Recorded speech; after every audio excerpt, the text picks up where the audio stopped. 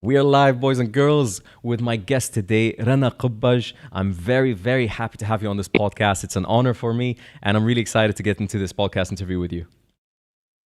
Hey, how are you? It's a pleasure, and we were just talking a little bit offline. Rana's somebody who hasn't really talked so much on podcasts, and I was thinking to myself, man, like we really should be hearing more from you.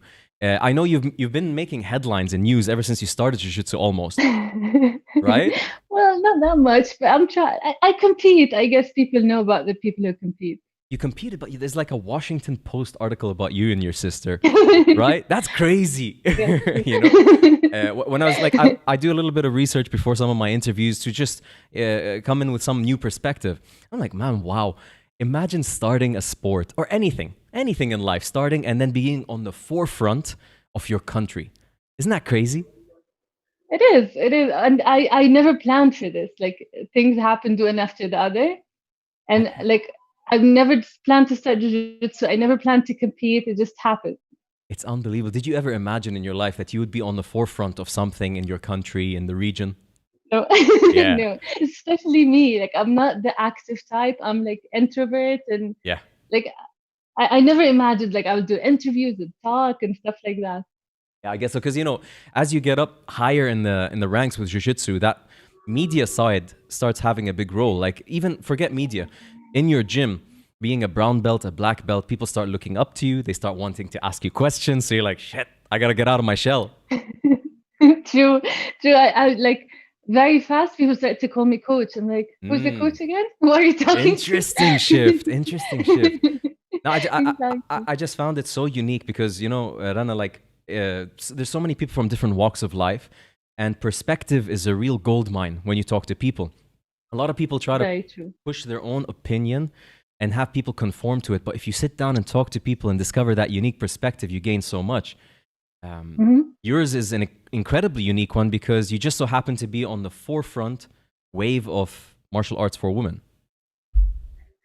Well, I don't know if I can say that. I hope, like, for me, I Yeah, believe that I need to accomplish things as a black belt I see. for me to be able to say that. Very nice, very nice. I respect that, but I can, all right, because I think so, and I really think it's credit is deserved when we say that you're on the forefront of this because uh, without forgetting, there has been women in our region that have competed in Muay Thai, in kickboxing, in boxing, in judo, long before Jiu-Jitsu, right?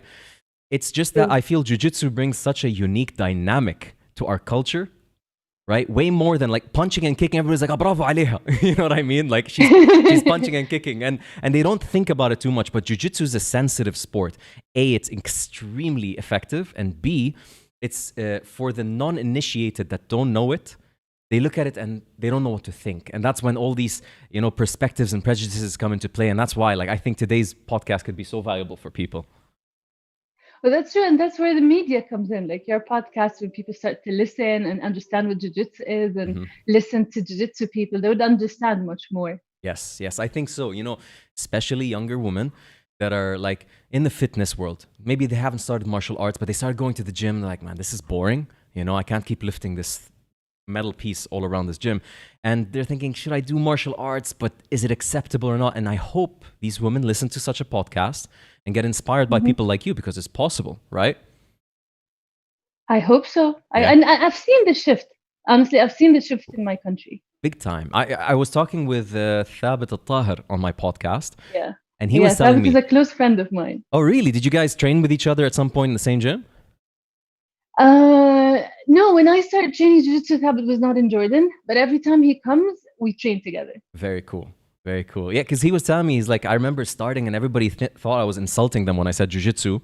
And then now it's Yeah. like posters everywhere, Jarrah, Silwadi stuff. Like, it's crazy.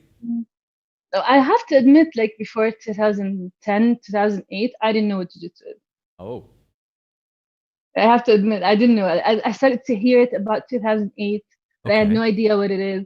And then I started training kickboxing in a gym that has a jiu-jitsu team, and didn't even catch my attention until I tried it. Interesting, interesting. طب, I Yeah. want to ask you, Hella, like in terms of the current situation with coronavirus and everything in Jordan, how is it? Is it crazy lockdown still, or has it started to open up? In terms of gym, there's nothing. Mm. Gyms are all closed, jiu-jitsu gyms, everything. Well, I actually sometimes do that if my sister's not feeling well. Okay. I stuff my gi with pillows. Nice. Nice. Man, crazy I times. became very good with 50-50 now because of that, because it's easier to drill with a dummy. Exactly. Yeah, that's the thing. Like, we're all going to be top players or like 50-50 players, but we're definitely not going to improve our guard game because there's no pressure passing happening right now. But I tried to do birimbolos on the dummy, but that was useless.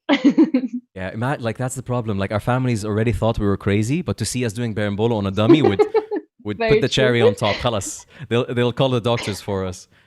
Rana, I wanted to do. what did you want to do? I wanted to practice my lapel guard on the chair, and I had one of those old plastic chairs, and it broke right when I spinned, and I was like, "Oops!" Oh no! So like Keenan Cornelius lapel guard. Oh, very Kieran interesting. Cornelius lapel guard. Yeah. I have not been that brave. I didn't even consider lapel guard with my training dummies. I'll try to give it a shot. That's the thing. That unfortunately, there's limitations to training on your own. But I think I've been personally focused on rehab. Yeah. If that's the right word. Yeah, Basically, I've done a lot of that too. yeah. Like, have you had many injuries throughout your jiu-jitsu journey? Actually, I had small ones. I popped my ribs quite a few times, especially when I decided I would do judo with jiu-jitsu. I went to train with the judo national team, and every throw I popped my rib. Oh my god! Till I realized it's not for me. Yeah. It had me like I was training with the guys also because all the girls were smaller, and I'm a my. big girl. Oh my god! So I was like, okay. And then I one time had a pretty decent knee injury. I didn't operate, but I had to put a cast for quite a while, so I don't have to operate. Oof, okay. But that was still fine. The worst one emotionally was one day before World Pro in 2017, and I did some real work getting ready for that turn. Like the first time in my life, I was like shredded, not shredded, shredded for me. Yes. I trained so hard and everything. I was so ready. One day before World Pro, I fell. It was a complete accident. I broke my collarbone in half, and I snapped my collarbone. I didn't do it doing jiu-jitsu. We were like playing around. Playing around? What were you playing? Yeah, I was at my friend's house. Okay. She was in Abu Dhabi, and we were like hanging out. Tomorrow I'm fighting. She's fighting too, trying to be chill. And then she was like, "Can you show me that sweep you do?" And I was showing her the sweep, and she decided we're done. She decided to like do a joke. She grabbed the other arm. I wasn't prepared. I fell right on my collarbone. Oh my goodness! And I woke up the next day. I could not move my arm. It was paralyzed. Paralyzed. Could you compete? I called Thabit. I was like, Thabit, nice. Help me. Because he lives in lives in Emirates, so he knows people. He's like, I have this physiotherapist who is a magician. If anybody can help you, he can help you. Whoa. I'm like, okay, I'm going. So he called him. He got an appointment for me. I went. He did some work on my arm. He's a magician. I was able to move my arm, but with horrible pain. Horrible. That's impressive. I decided to compete. Oh my god! Yeah, he's really good. I have to Sam's recommendation was. Really do you remember his name? No, but I can get his name from Thabit. I will definitely shout him out on my stories. That is a magician indeed. Like that's somebody that we need more of in our industry because these things happen. I was worried you were going to tell me you got this injury from like playing football, like nothing to do with jiu-jitsu. At least it was something to do with jiu-jitsu. Yeah, but it wasn't really training. We were playing around, but we didn't even have mats, so that explains it. Yes. Jiu-jitsu doesn't work if there's no mats. Yeah. We had these thin things that kids play on, not real jiu-jitsu mats. Yes. Yeah, so long story short, I decided to compete. Nice. Fourth fight, I could not even see because I was literally competing with one arm, literally.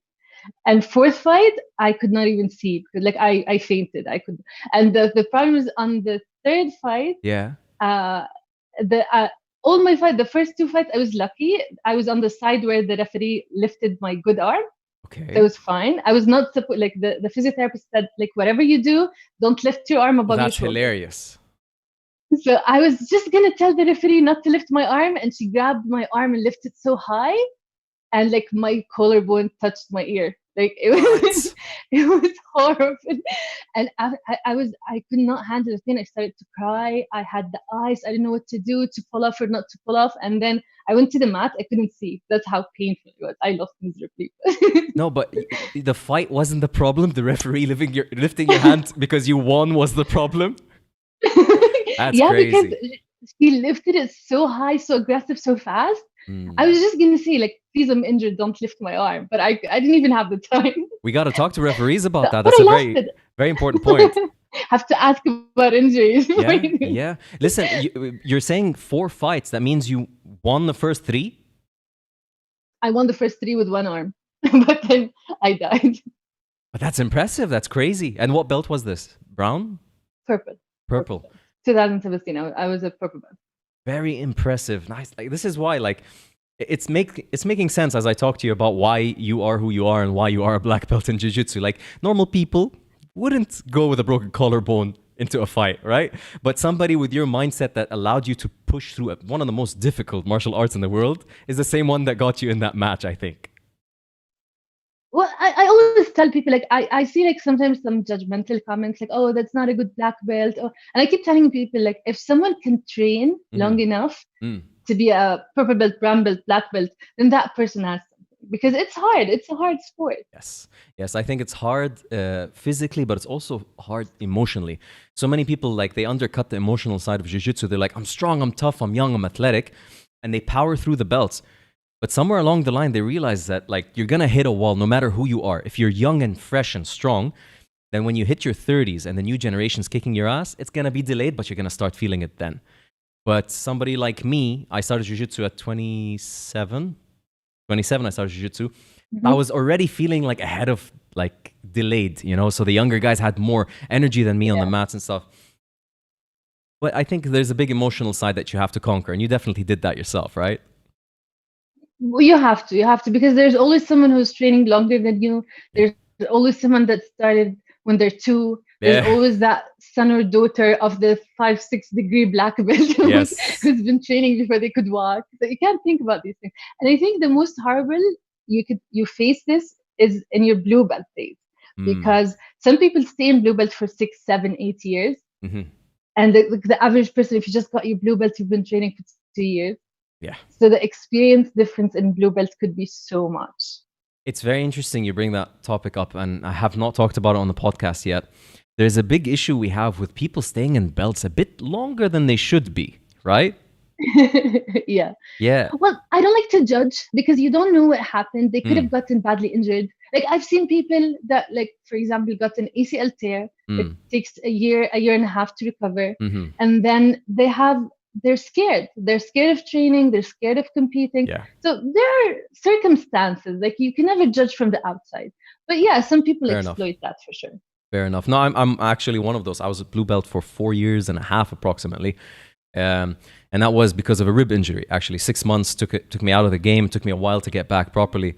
But it's just in general, like, competition. Sometimes you feel it's lopsided. You see some competitors who are, like, at the podium, gold, 2 years, 3 years in a row on the same belt, and it's questionable. You know, that's where I get the intimidation. That's true. If you won words last year, what are you doing in the same belt this year? Exactly. That's true. That's like That's a hint. You should be promoted if you're winning worlds. Exactly. I don't care if you took 6 months to win words. You won words. You're the best person in the world at that belt. Move on.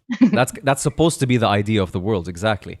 Exactly. So, Rana, let's talk a little bit about your story. I'm so interested in this. I want to know what life was like before martial arts and then what got you to it. So, growing up, were you a fit, active person, or was it the opposite?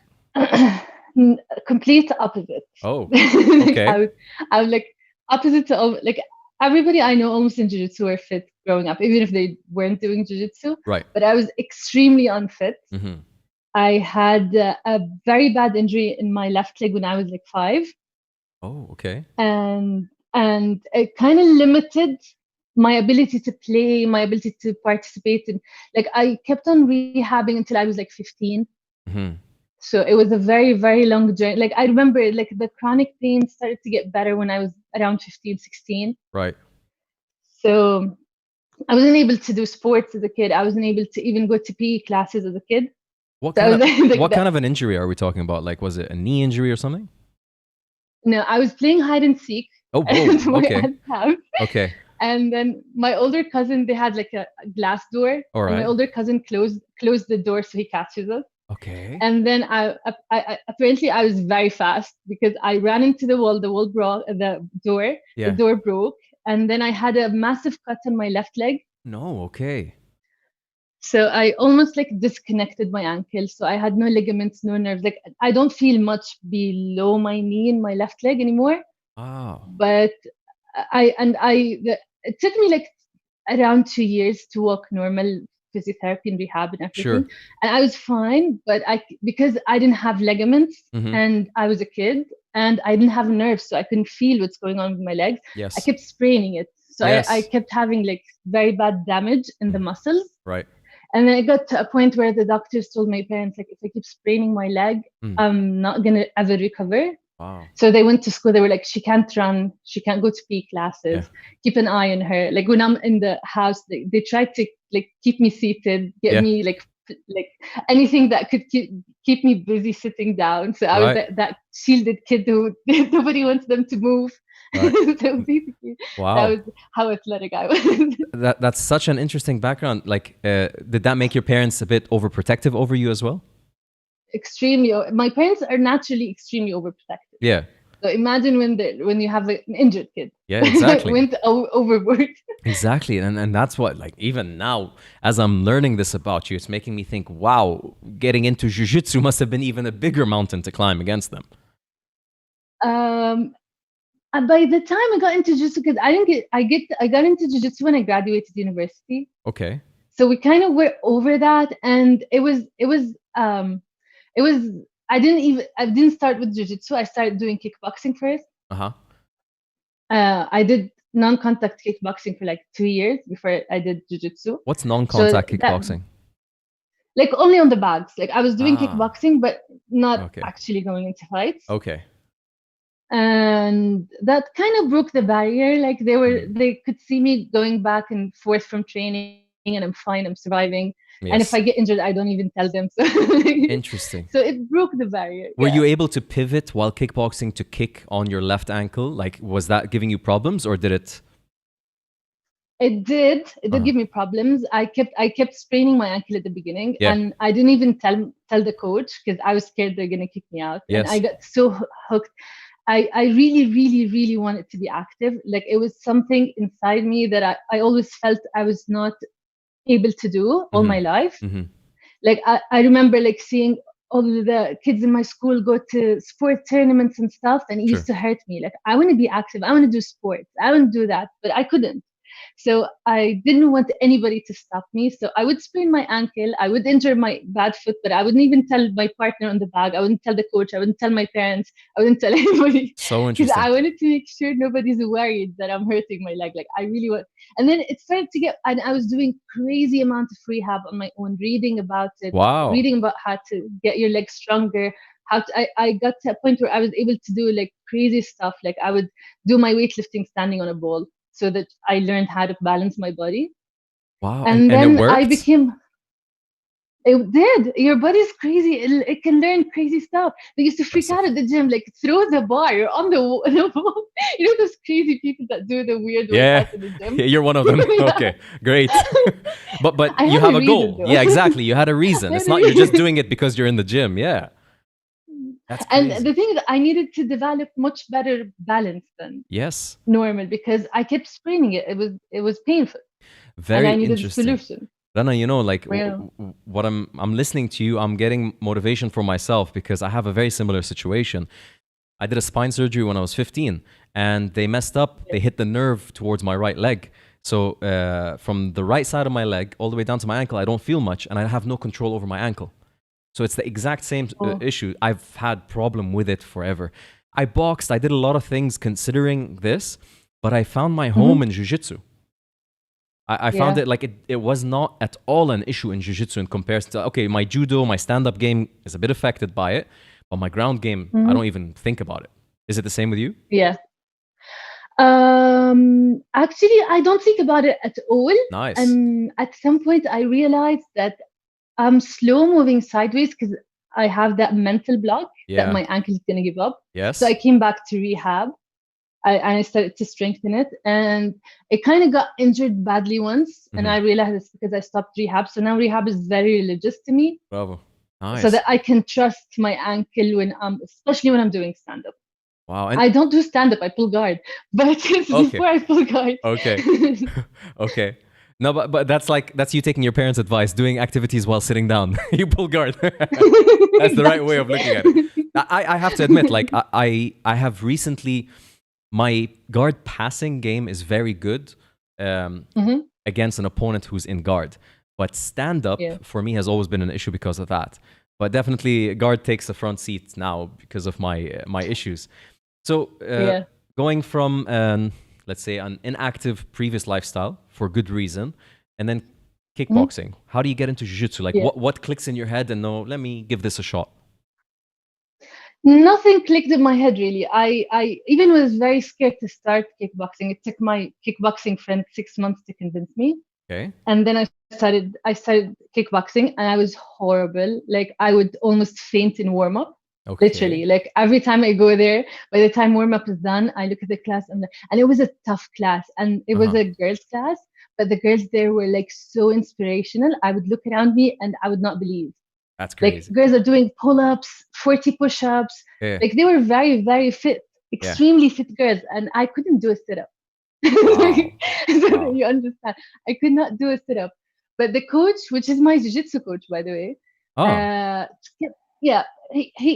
he kept telling me that I have something in me, and from day one. Yes. And he kept pushing me, and he kept helping me, and he helped me strengthen my. Like he gave me advice. He told me what to do. He watched everything I eat for like an entire year. Wow. I was supposed to text him everything I eat. So he really, really helped me. Wow. I dropped like 20 kilos. I was really overweight. Okay. I dropped like 20 kilos. And then I became good in kickboxing. Suddenly, weirdly, I became good, and I started to keep up with all the girls, and I started to lift the most in class, and I started to last the longest in class. And then the coach came to me and he was like, "You're athletic. You just never tried. Like nobody makes that progress in 2 years if they don't have if they're not genetically gifted. Yes. So I want you to try this spar. Like I want you to take this one step further." And I was very scared. Like for me, the fitness class was scary. Yes. So I kept on saying no, like so much resistance. No, I can't do it. I can't do it. And then because he kept telling me, "You have to do it. You have to try. At least try." I sparred for a week. Okay. I went to contact kickboxing. I sparred. I got black eyes, bleeding nose. And then I went to him and was like, "Man, just because you did so much to me, I owed it to you to try." Yes. But no. Interesting. That's not for me. Interesting. I cannot do this. And he was like, "So try Jujitsu." I'm like, Jujitsu, people hugging each other on the floor. Yes, exactly. I don't want to try that. That's the first opinion. Exactly. I was like, "No, I don't want to try that." But again, I didn't give up. He was like, try it. Just do this last thing for me. Try it. I really think that you can do something in sport. And then I tried it first class. I was like, "Where do I sign up?" From the first class? First class. Impressive. And sorry, just to clarify, who was your coach? Coach Samuel Jim. He's still my coach. I got all my belts from him. Unbelievable. That's such an amazing starting story, and like I have such a more newfound respect for this guy because everybody's telling me about him and how much of an impact he's had in their lives, but hearing it from you like this, for him to see that ability, that potential in you and make you believe it yourself, that's huge. That's like almost, I don't know how to explain that. I asked him years later, I was like, "What did you see in me? I was pathetic." Have you met someone who cannot do a sit-up? Mm-hmm. Like my brother used to make fun of me. Like if we tie your hands and we put you on your back, you die. Yeah. This is how pathetic I was. Like you can't get up, you're gonna die. Yes. I was like, "What did you see in me?" And he was like, "Just how mentally tough you were. Nothing else. I didn't even expect you to be that athletic." Amazing. And then we discovered that. Amazing. And it's great that you were able to find like that, because the kickboxing wasn't appealing to you, but the jiu-jitsu became appealing. Was it because there was no punching and kicking that you could focus on technical? The first thing that blew my mind off was how effective it is. Yes, of course. I could not, like, I remember the first things, two things I learned in the first week was a triangle choke, because Oof. for some reason coach thought I was going to be a good in triangle choke. Okay. And it's my favorite submission up until today. Interesting. So he so he taught me a triangle choke. I did it, and the guy was doing it on tapped. Yeah. And tap, like, I didn't know that I was supposed to go slowly. I thought that it's gonna be lame, nothing's gonna happen. And the guy like almost fainted. I was like, what is this? Yeah. And then they taught me a hip throw, and I was able to lift someone and throw them on the floor. And I was like, what is this? Wow. How is the person that light? How can I do this to another human being? Very cool. Yes. Yes. That's like it starts clicking in your head like, I can do this. There's like a world of things I can do that I never imagined. I can be a ninja like on TV. Yeah, absolutely. And by the way, like some people, they don't openly say this, but it's true. This is in our minds. When we first go into Jiu-Jitsu, we play this image, this movie in our minds of what am I going to look like doing this. And before doing Jiu-Jitsu, you look like a crazy person wearing a pajama. After you do Jiu-Jitsu, you're a ninja, martial artist, Bruce Lee. Like you, after Jiu-Jitsu, you're like, man, I've got so much power. It's this white belt high that we get on, right? Very true, very true. And like being someone who was very weak all their life, Yeah. and like someone that always felt that they're much less than average physically, and then starting to get stronger, and then becoming strong, like really strong, and then being able to do that was like mind-blowing. Like, who am I? What's happening? Huge. I mean, again, this is the appeal of Jiu-Jitsu, because you hear it like since all of the old Elio Gracie videos and stuff. It's just the triumph of human intelligence over brute strength, you know, that whole concept. But the real truth of it is, for a guy, forget for women for a second, for a guy, there's an intimidation factor of boxing, of Muay Thai, just strictly as a martial art, because you feel intimidated by the bigger, tougher, stronger, more athletic guy. You feel like I need to not just learn Muay Thai and boxing, I need to get his athleticism to keep up with him. But then Jiu-Jitsu levels the playing field, right? Yeah. Athleticism and strength plays a role. Athleticism can play a factor. Sure, when your level is the same. Yeah, very true. But when you know Jiu-Jitsu and they don't, I don't care how they look. They're a muppet. Yeah, or if they know Jiu-Jitsu, but you know considerably more. Yeah. So we were talking on another podcast about the puncher's chance. In any given day of any striking martial art, somebody can get lucky. Right? True. A white belt's not going to get lucky against a black belt. It's just not going to happen. Yeah. There's no choker's punch or choker's luck. It doesn't exist. Yeah. So this is something that's a great appeal to people. So you get started in Jiu-Jitsu at a time where even guys weren't doing it that much, right? It wasn't that popular in Jordan when you started. Were girls doing it? Actually, there was a girl who was the first Jordanian black belt. She started way before us, but she wasn't living in Jordan. Like I met her once in my life. So when I was training, it was me and my friend Druba. She's still training. She's a brown belt. Nice. So it was only us in the entire country. That's crazy. Just you two. And this third girl, who's she? Ghalia Bagili. Okay. And she lives in Jordan now, or she's still outside? She lives in Dubai, actually. Dubai. Okay. Oh, okay. Yeah. I know what you're talking about. Okay, interesting. You know her? Yes. Yeah. So Ghalia started way before us. Like I remember when I was a white belt, Ghalia was a brown belt. Oof. Okay. So it was like must have been years before us, but she's trained in Jordan for a couple of years, moved to Lebanon, moved to London, moved to Dubai. So she never lived in Jordan when I was training, or even like a few years before. Yeah. So it was pretty uncommon.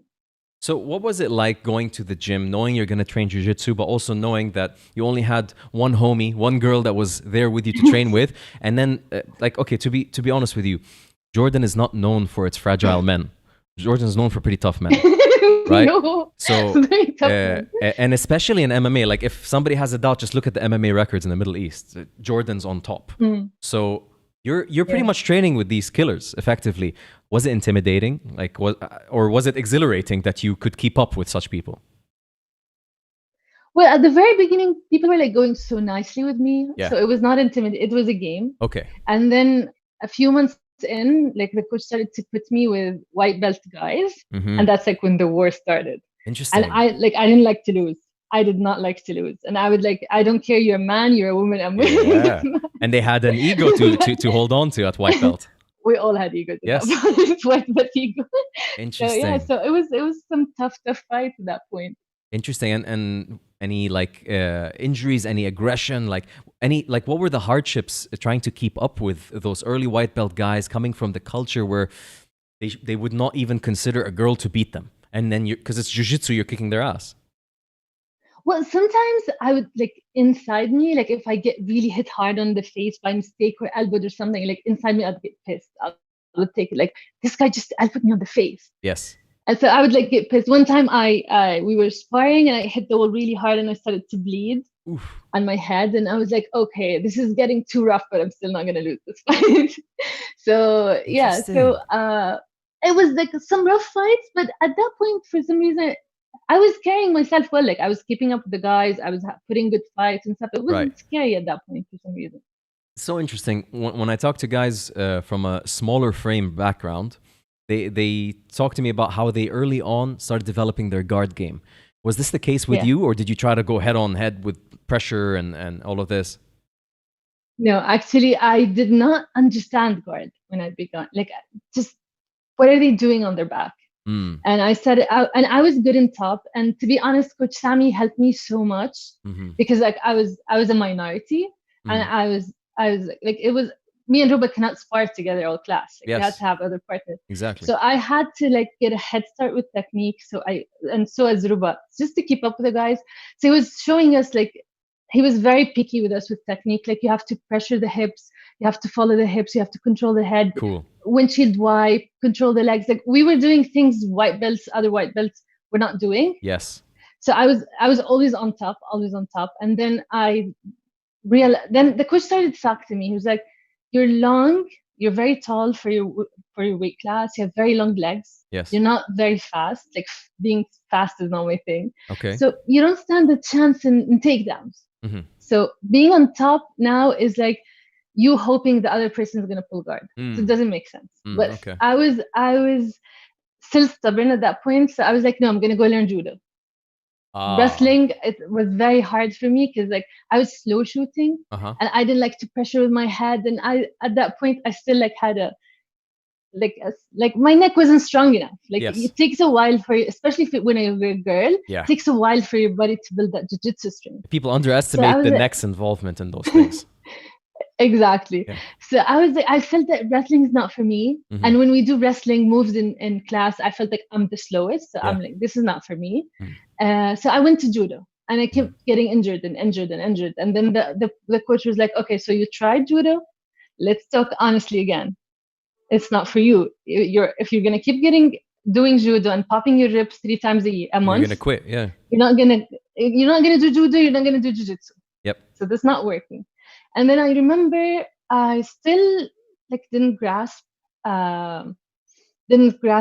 being a guarder. I went and I competed in a World Pro 2012 as a white belt, and in the open weight final I had to pull guard.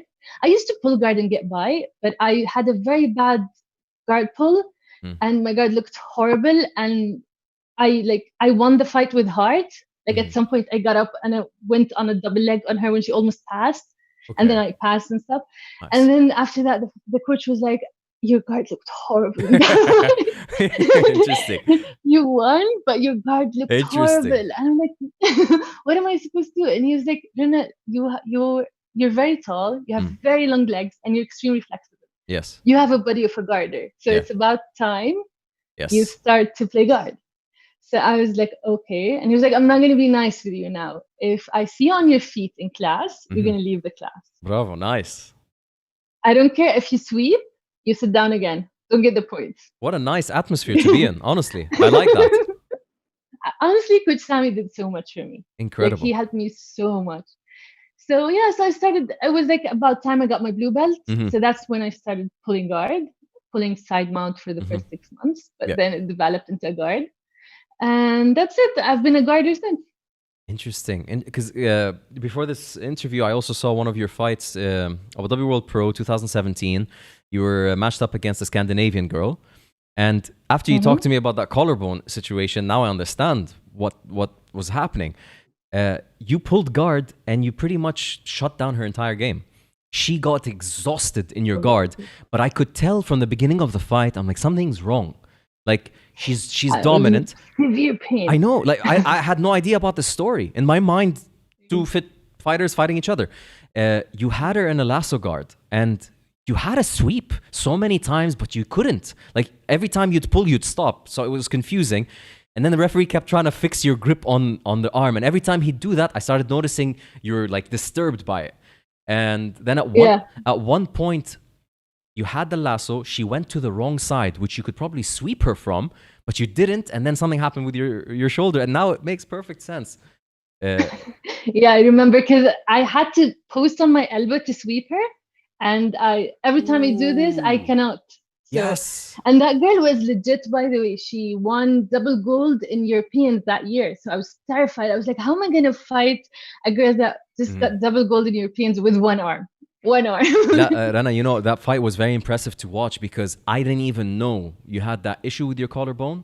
And I was impressed by your guard's ability to shut down her game. Knowing you had that issue is even more impressive because she had cardio for days. Most people would have shut down totally. She was still going up to the end of the match and she wanted to kill you. Like, she was really trying to pressure past you. But good on you. And I understand why Coach Sammy saw your guard in you because it's one of the more impressive guards I've seen in your division. Thank you so much. Yeah, no, I love doing guard now. It's like, I enjoy doing guard. Guard is the enemy of a person who wants to be tough in Jiu-Jitsu. But once you get into real Jiu-Jitsu, you fall in love with guard. It's the bread and butter of the art that we enjoy. Like, all the technical, all the mental side of Jiu-Jitsu is in guard. All the physical athleticism is in guard passing, I think. Yes and no. Some people are coming up with very innovative passing ideas now. It's very impressive. So who are you? At this stage of my Jiu-Jitsu career, I don't try to watch the people that I love as much as I try to watch the people that I think their game would suit me. Interesting.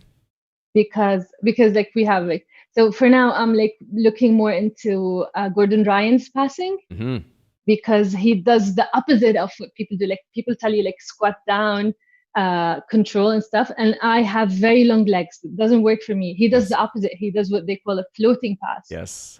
So he keeps his legs straight and exactly. So that works very well for me. So I look at that.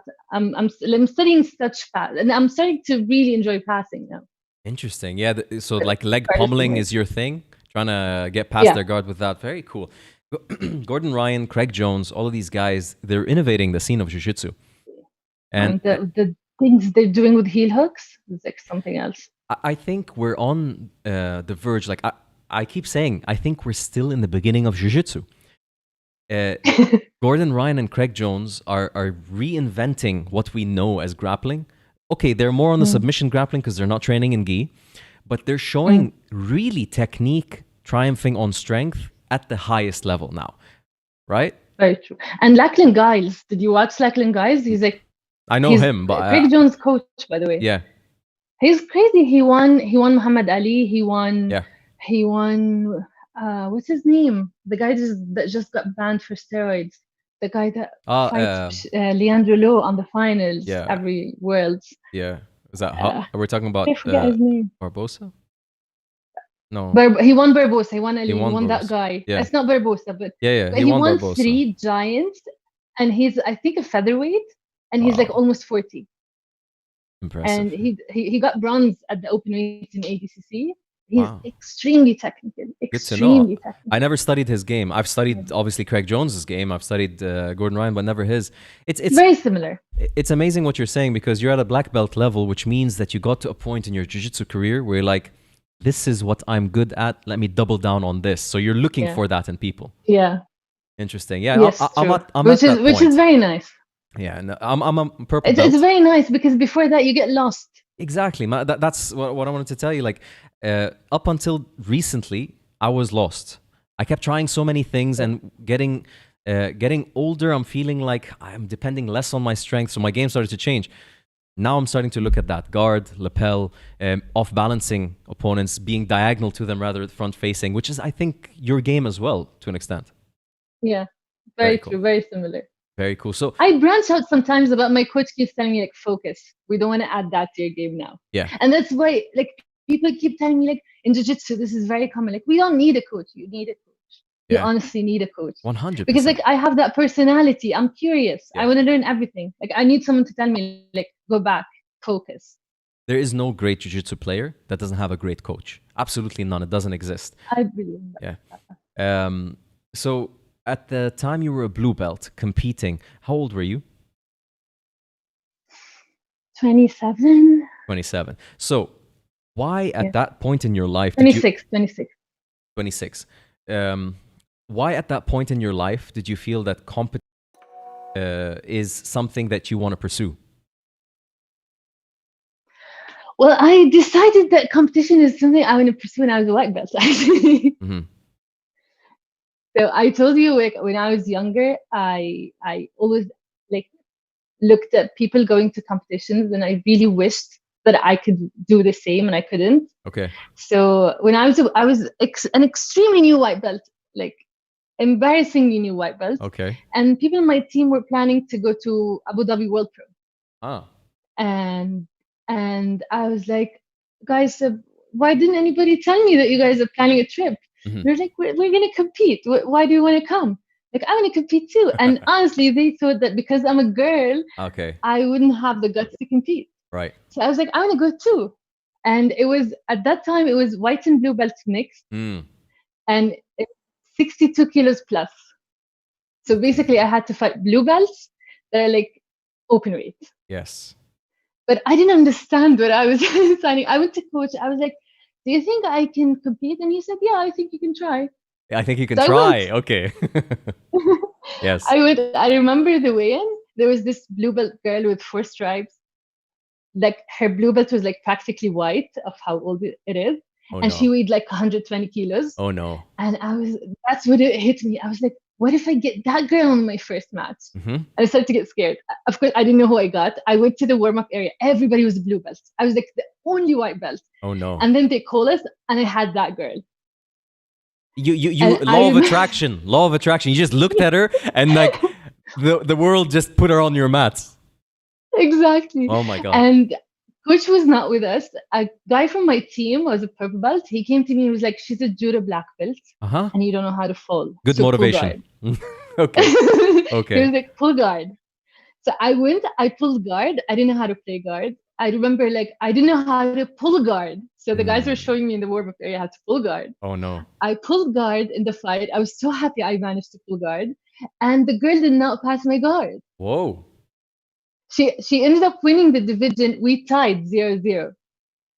I won by this. I lost by decision Respectable. because I didn't do anything. Yes. I didn't do anything. I just Yes. inverted because I'm flexible. Okay. I was doing what I see the blue and purple belts in my gym doing. Okay. I had no idea what I'm doing. I was just like abusing my flexibility, and because I was too stretched out, I couldn't even move it. She was way bigger and stronger than me. Wow. So I lost, but it was such an exciting. And I remember before that, the coach told me, like, I was training for like 3-4 months maybe, Mhm. and the coach told me like, if you want to, I was training 3 times a month, 3 times a week, sorry. And he was like, if you want to join more training, you can. You don't have to pay more. Interesting. And I'm like, no, it's just a hobby. I don't want to do that more. I came back and I was like, coach, I decided I want to cook. Like the coach said, I got terrified. Like, Yeah. coach, I want to do all the trainings. Yeah. I want to train 6 times a week, and Yeah. I want to go to Europeans in January, and I want to win. Nice. So Nice. So, please, you have to help me win. And he was like, if you want to win, don't come and complain. I'm going to train you hard. I'm like, yeah, I want to train. I want to win. So we did that. We trained very hard for 7 months, and I went to Europeans, and I won. White belt or you were blue belt? White belt. White belt. Nice. When I went to Europeans, I was like a white belt for like 10 months. Were there more Like, girls in select your girls. division? I had 4 fights. Nice. Okay. Yeah. The Europeans are always big because there's plenty of European girls who train. Now, I read somewhere that you won a European competition without giving a single point to your opponent. And I won in white belt. Like usually when I win a tournament, I'm either on and off. Like if I win a tournament, I don't get scored on the entire tournament. Nice. Or Very I'm cool. like off. Yeah. I don't have an in-between. So I won that Europeans. I didn't get even an advantage score in me. I went after that. Incredible. I went to World Pro. I got double gold. I didn't get an advantage score in me. Incredible. Nice. And then I got my blue belt. And then for an entire year, I lost every single match. At blue belt. At blue belt for a full year, I Okay. finished every single match 0-0, and I lost the referee decision Oh for my an God. entire year. Did that demotivate I- you? Did that make you like reconsider your love for competition?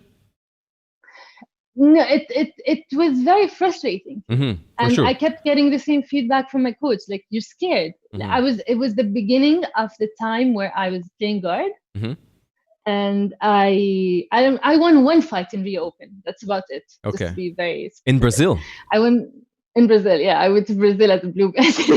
Wow. I took it far from the beginning. You really did. Like, I mean, you took it super seriously. This is somebody, and you know, honestly, God bless Samuel Jamal, because having such a platform and environment to allow you to take it seriously is half the battle. You know, some people don't have that platform to be able to go to Very Rio and true. come back. That's incredible.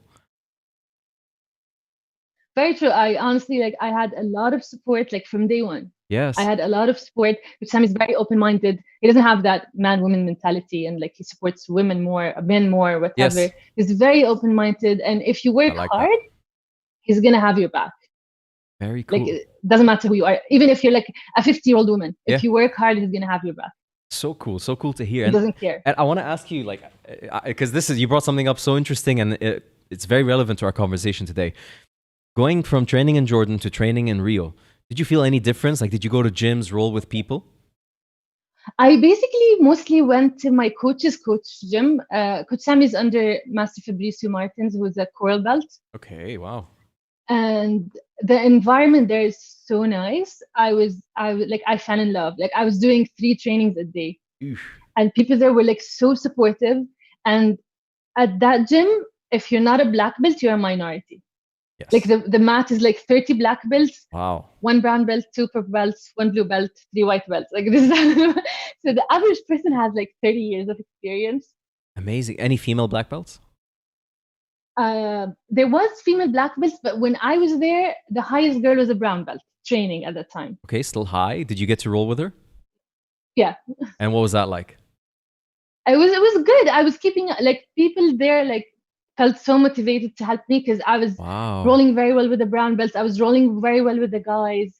And like people were like pulling me left to right, giving me tips. And they had like so many fun games at the gym. Yes. Like, they would have like teams, for example, and then you get a random number, and they pull like number 3 from this team and number 3 from this team. Okay. And then you guys have to fight, and the point goes to the team. Interesting. So we used to do that. It's so much fun. And we used to do that like 3 times a week. Uh-huh. And I was like giving the guys hard time. Like, I was giving, and they would like, they loved that. They would pull me, like, even when I lose, someone would pull me like, okay, you lost that fight because you had a wrong grip. You should do this. You should. So I was learning so so cool. much. Because everybody gets like so excited. Of course, but And, like, even if they can't speak English, they get show you with sign language. that's the beauty. Jiu-Jitsu doesn't need a language. It's a language on its own. But I don't know, why don't we do this more in our part of the world? I've never even heard of such games. That's such a cool idea. It's so much fun. And you don't know whom you're gonna get matched up with. Exactly. I really like that. Very cool. So you trained 3 times a day. How long did you stay in Brazil for that competition? I stayed for like 3 weeks when I went to Rio. I went to Brazil 3 times. Each time I stayed 3 weeks. That's a long time. It is. I was lucky. And Jiu-Jitsu 3 times a day, 5-6 days a week? Yeah. Incredible. That's so cool. Man, this is the exciting part of Jiu-Jitsu. It's not just the Jiu-Jitsu, it's the culture and the lifestyle that comes with it. But it's incredible for me to hear you going from your cultural background, where you live, starting Jiu-Jitsu in major adversity. Like, you're the only girl, continuing, and then having that experience in Brazil. I think that you did the grand tour for Jiu-Jitsu that way. Well, I did. I competed literally all over the world. Yes. I trained with a lot of different people. I trained with big names. Like, I had some really good opportunities.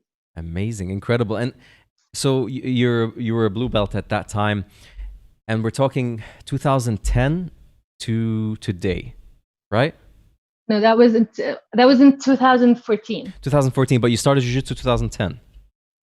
2011. 11. End of November 2011. November 2011. End of the year. And when did you get your black belt?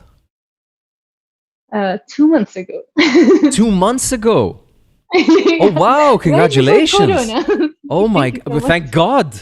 I mean, like, yeah, but thank God you got it before coronavirus, because like that would have been an extended brown belt. But I want to compete with that thing. I want to break it in. Yeah, but that's so interesting. I never even thought of this, but you know, because like how they always say, once you get your black belt, it's like starting all over again. That cliche. Yeah. Now you literally get to start all over again, because you're gonna forget everything. You haven't been training for a long time. But that's the problem. Unbelievable. But I mean, you're talking about a decade almost of Jiu-Jitsu. That's a lot of commitment, a lot almost 9 years. Yeah. Unbelievable. Now, researching you and your sister, I can't help but see articles that talk about your relationship with your father when it comes to Jiu-Jitsu, the cultural limitations that you went through, like the difficulties, not just on the mats, but even more so off the mats. Can you talk to us a little bit about like how that felt? Well, actually, even when I was doing kickboxing, which for me now sounds funny, but people were like making comments like, this is not girly. Like for me now, like after doing everything I did, a fitness kickboxing class, like, it's not that tough. It's like normal. Yes. It's extremely normal. But like back then, I was hearing a lot of comments like, this is not girly. Why do you do that? Blah, blah, blah. That's bad image. People are going to see you negatively. All those bad comments. And then when I started Jiu-Jitsu, honestly, my parents didn't mind. They didn't know what Jiu-Jitsu is. They didn't mind. Okay. And then I went to my first competition a few months later. They didn't care. Like, they thought it's a trip. Okay. I'm going to Abu Dhabi. Okay. And they noticed something is weird when I was pissed that I lost, and they made fun of me, but that's about it. Okay. But when I started to train so much, my parents started thinking, okay, this is getting way too serious.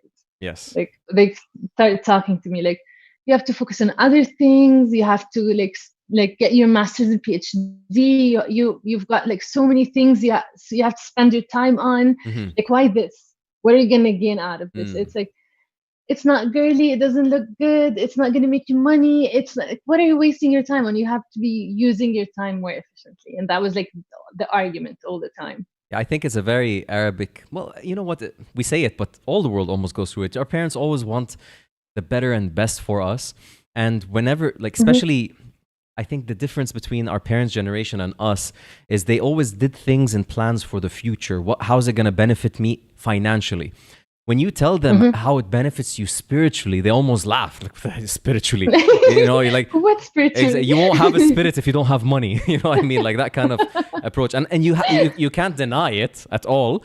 But there's definitely recently a surge of people becoming successful financially and spiritually by following their passion. Did you feel that was like a potential at that time? Not now. At that time, did you feel like there was a potential this could be not just a passion, but a form of income? Or was that not even in your head?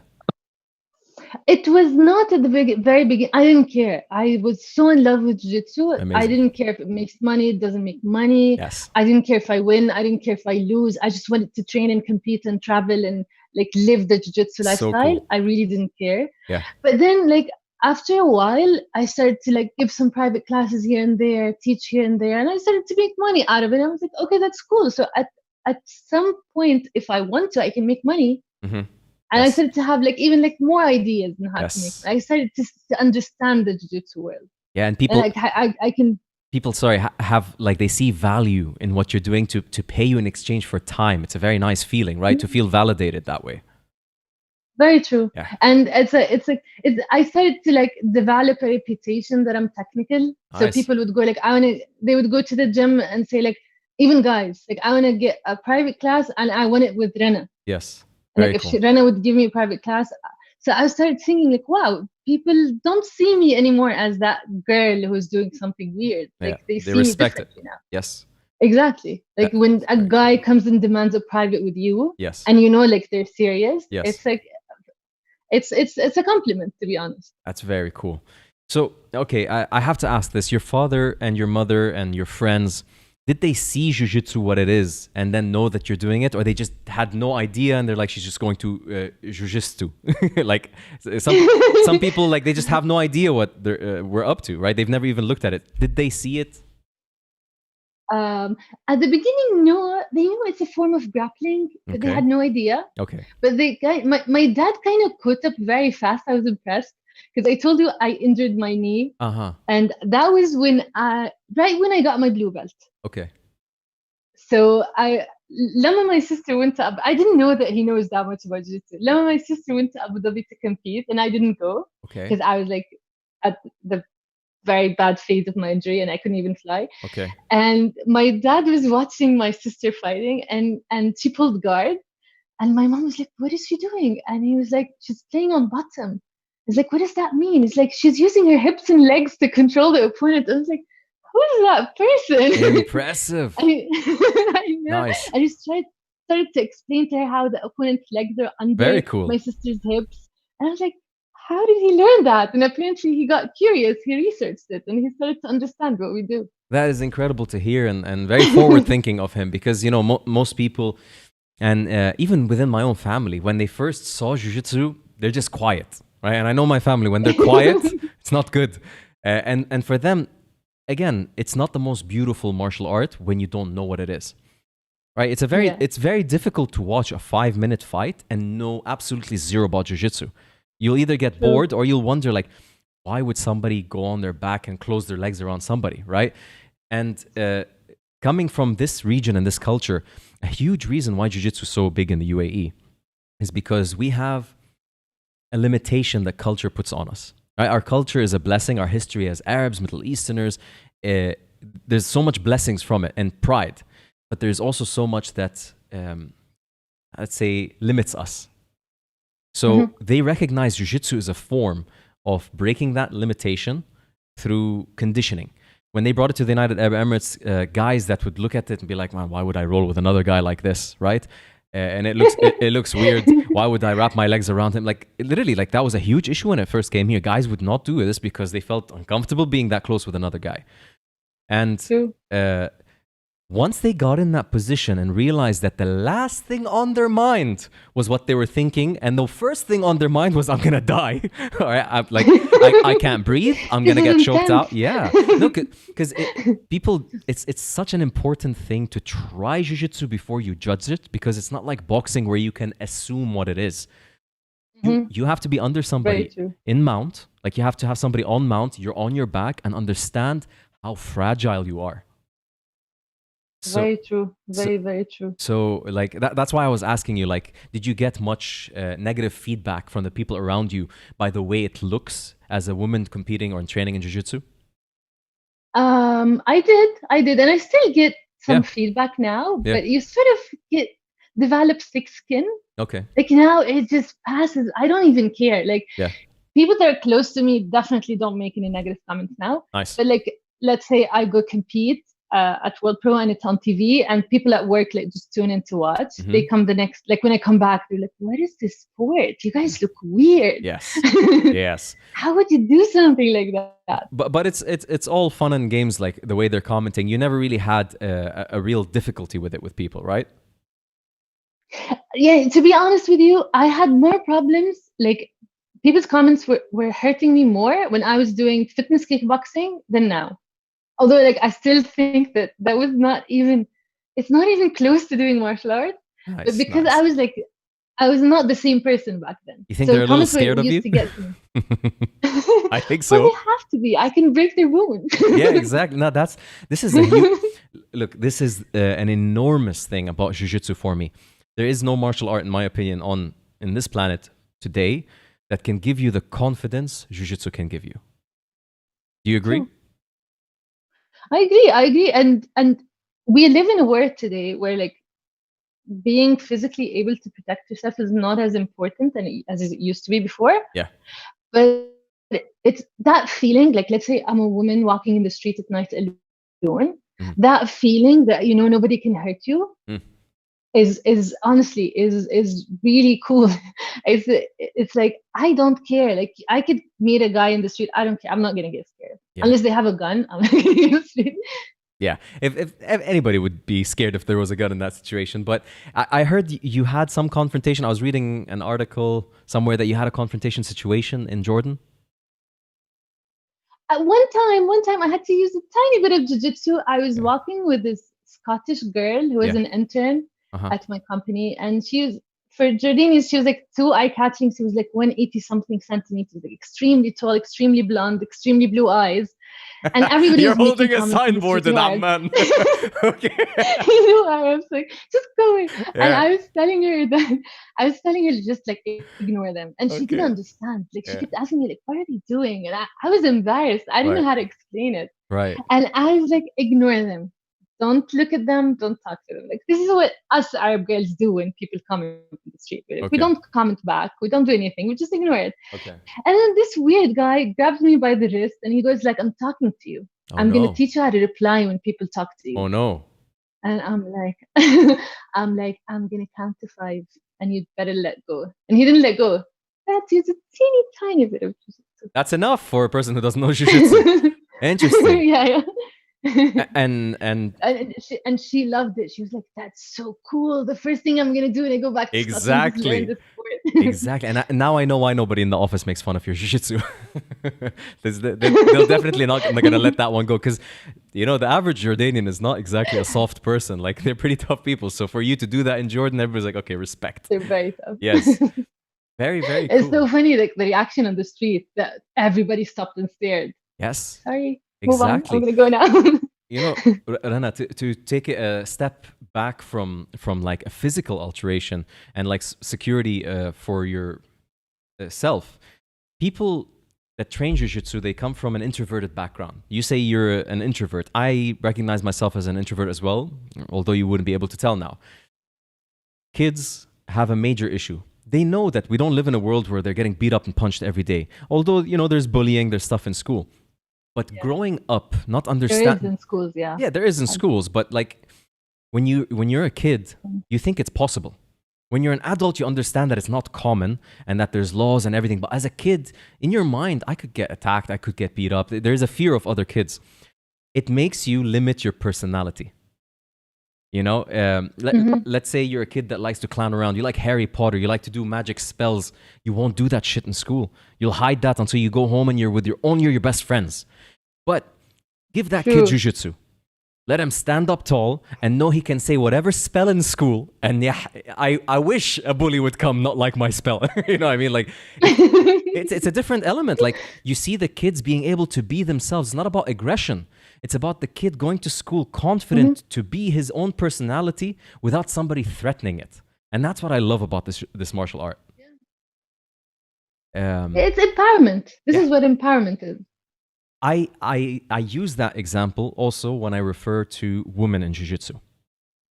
Why do I say this? And this is an important topic that I want to get into with you, is this female stereotype, and especially in our region, what a woman thinks she can be or can't be, and what people think a woman can and cannot do.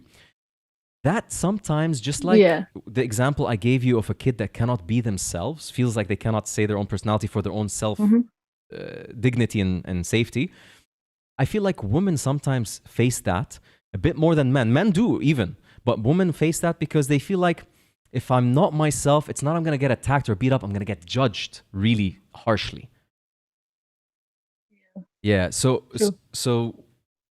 how do you combat that? Like, as a woman, what frame of mind do you have? Are you always like thick-skinned, like you're saying? Or is there an element of confidence jiu-jitsu gives you to just not care anymore?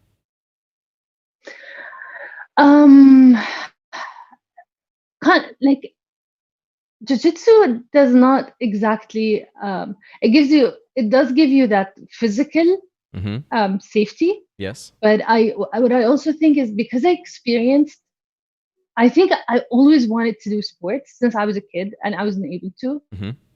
But then when I experienced the feeling of doing something you truly love and you had it in your heart for so long, and then you were not able to do it, when you experience the joy of doing it, you don't care what people think anymore. Got you. It's because you truly know in your heart that this is something you want to do, and it's that those people just don't understand. Yes. Honestly, because I genuinely love to train. Like, I tell people, it took me almost 9 years to get my black belt. I never dragged myself to the gym once. And I can say that I almost trained every single day in those 9 years. unless like I'm seriously injured or something. It's something I love. So it kind of shows you that people are judgmental sometimes, and it's not your problem. Yes.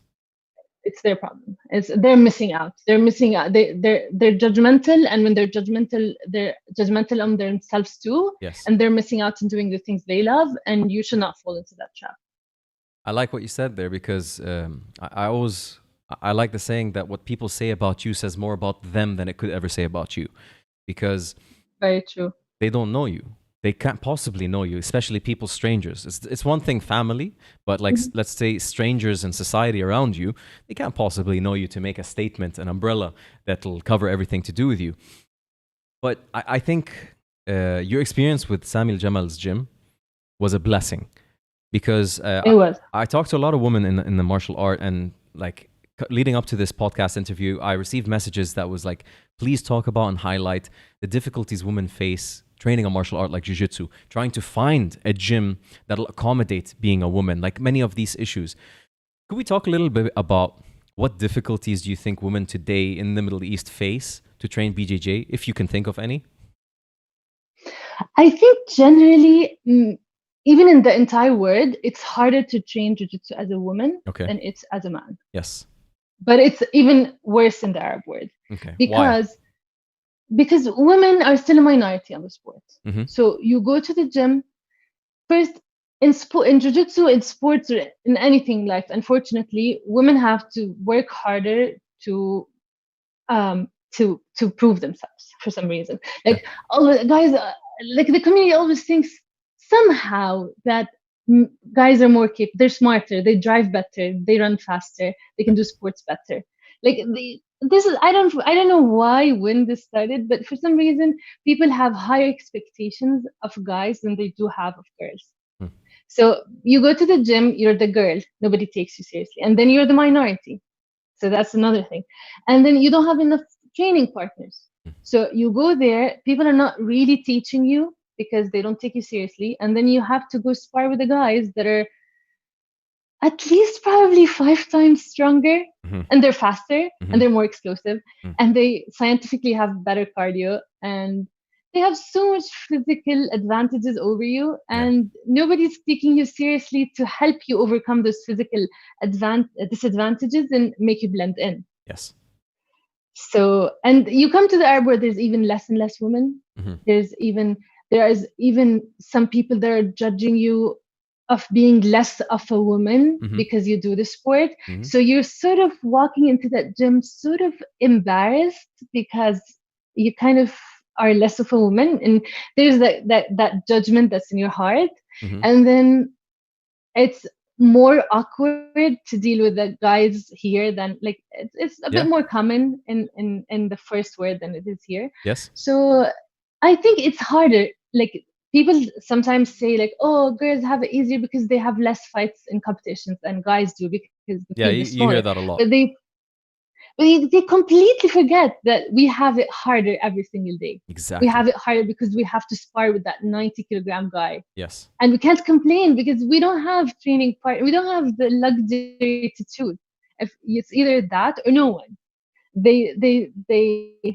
They have it harder because people judge them. They have it harder because people think they're not as good because they're females. I get you. Do you find it essential for women training Jiu-Jitsu to train with men, or would you rather have enough women training Jiu-Jitsu to be able to train with women alone? What's your take on this? If you have enough girls on the mat, I think it's enough to have girls-only classes. Yes. But the typical gym now, like even not for women, like the typical gym, unless you train in like a huge gym, doesn't have even enough training partners for anyone. Guys have it easier. There's much more guys. But let's say you want to work on passing lasso guard. How many lasso guard players do you have in your gym? Exactly. You want to work on defending birimbolos. How many birimbolo guys do you have in your gym? Very good point. 50-50. How many? So you want as many training partners as you can possibly have. And you want a training environment that accommodates for everyone. And you want people that are bigger than you, and you want people that are small. It's all part of the experience. Yes. I think maybe at the beginning, if the gym can do that, they should be female only classes and men only classes. Good. But at a certain level, I think unless the gym is so big that they can have that huge women program and that huge men program, men and women have to train together. So interesting. It's not practical from a competition perspective. I really like what you just said. This is important. Like for anybody out there running a gym, it's important to listen to, because you could actually harm a person's journey in Jiu-Jitsu, a woman's journey in Jiu-Jitsu, by putting them as a beginner in the wrong class. It can make them just not enjoy it. For like, okay, the technique is there and everything, but they could end up just seriously, genuinely not enjoying it because it won't click in their head. Having that girls section is very important. You mentioned about going into the gym, feeling less of a woman. And let me ask this. Is it from your perspective or is it because of the perspective of others? No, it's definitely because of the perspective of others. Yes. Like people have this idea that girls that do martial arts are manly. And I don't consider myself. I'm not manly at all. Like I like girly stuff. I like doing my nails. I have to I'm like my hobbies outside the gym are like extremely girly. Yes. But I love to grapple. Yes. Cool. I don't like a lot of people tell me like it doesn't even suit you. It's not you, but it does. I love it. So interesting. And that's the thing, like we put people in a box. We like to do that because it's convenient. It's easier to judge somebody when you put them in a box. If they're just an unknown variable, it's very difficult to point a finger. I think this issue is very deeply rooted with the culture around men and women in our region, because we come from a long history due to religion that restricts interactions between men and women. And I think that interaction early on in life, in our developmental years, is what measures how much empathy we have towards each gender, right? Because that's very important. Yeah, and when you have less empathy, you become more judgmental by nature. Mm-hmm.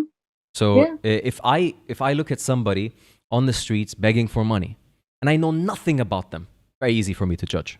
Oh, they're poor. How could they beg? Why don't they just work, right? If I knew them for the last 5 years, maybe they just lost their loved ones in a crazy car accident. Maybe they got sick with some crazy disease and went broke because they couldn't pay for it. And my heart would break if I was to really know. You know what I mean? It's knowledge and empathy are polar opposites. If you have, judgment and empathy, because if you have less knowledge, you judge more. If you have more knowledge, you're more empathetic. Where am I going with this? In our region, unless you have a sister, right? And a very like a sister that has her presence at home, usually an older sister, the guys end up with more empathy because they know how it feels. And when they see a woman going to a gym, into competition, they're a lot more empathetic and respectful. And those people, I'm sure, make you feel absolutely normal, not like less of a woman for training. Am I right? Very true. Yeah. And you know what it blows my mind? Because doing sports in general, like I think Jujitsu is the coolest sport in the world. It is. But doing sports in general has so much benefits for you. So much benefits, like physically, mentally, emotionally, on your character, everything. Why do you want to deny 50% of the community that opportunity to be happy and healthy? Why? You know, John. It makes no sense. No, but what you just said killed me. You know, John Danaher's "Why would you ignore 50% of the body"? You just pulled a John Danaher on us. Why would you ignore 50% of the population? Hell yeah. It's crazy. And the Arabs are so controversial because they're so strict with women. Like they want women to be perfect. They want women to be never make mistakes. They want women to always be like on top of their game, which is fine. But then enable her, empower her, teach her how to be strong. Like they can't always do the right thing if you're weak. I think doing the wrong thing and being weak just go hand in hand. Yes. So there's like a huge controversy. Like it blows my mind. One time I didn't know what to say. This man comes to me and he wants to ask me about jiu-jitsu. He had like a 10-year-old boy with him and probably a 7-year-old girl. Okay. He was like, I want to put my kid in jiu-jitsu. Where do you train and stuff? And I told him. And then I looked at the girl, like her eyes, like she was listening with so much, like she was so interested. Wow. And I was telling him, like, by the way, we have a class for 5 to 7 year olds, she can join too.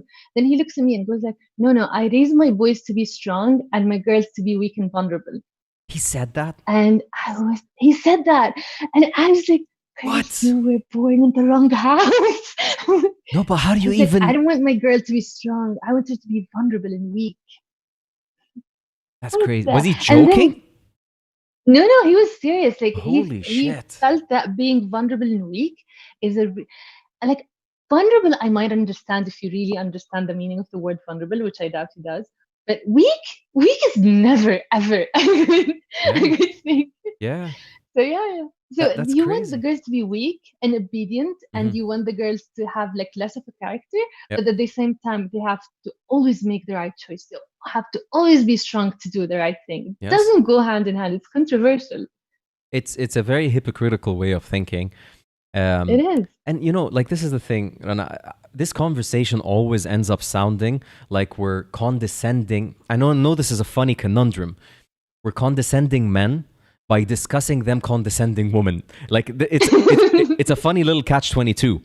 But I don't think men need to look at it that way. It's just a matter of sometimes you don't know what the right technique to life is until you're taught.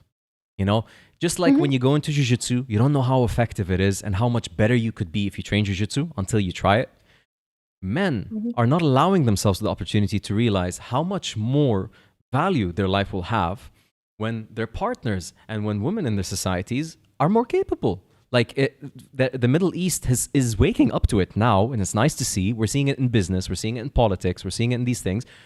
And I don't say waking up like the West knows what the fuck they're doing. Like, the coronavirus, if anything, showed us that the West has no idea what they're doing, just as much as we have no idea.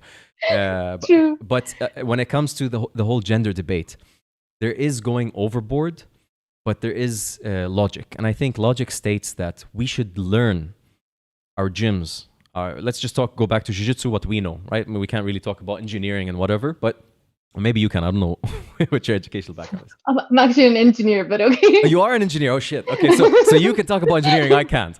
But there you go. I'm going to go to that today.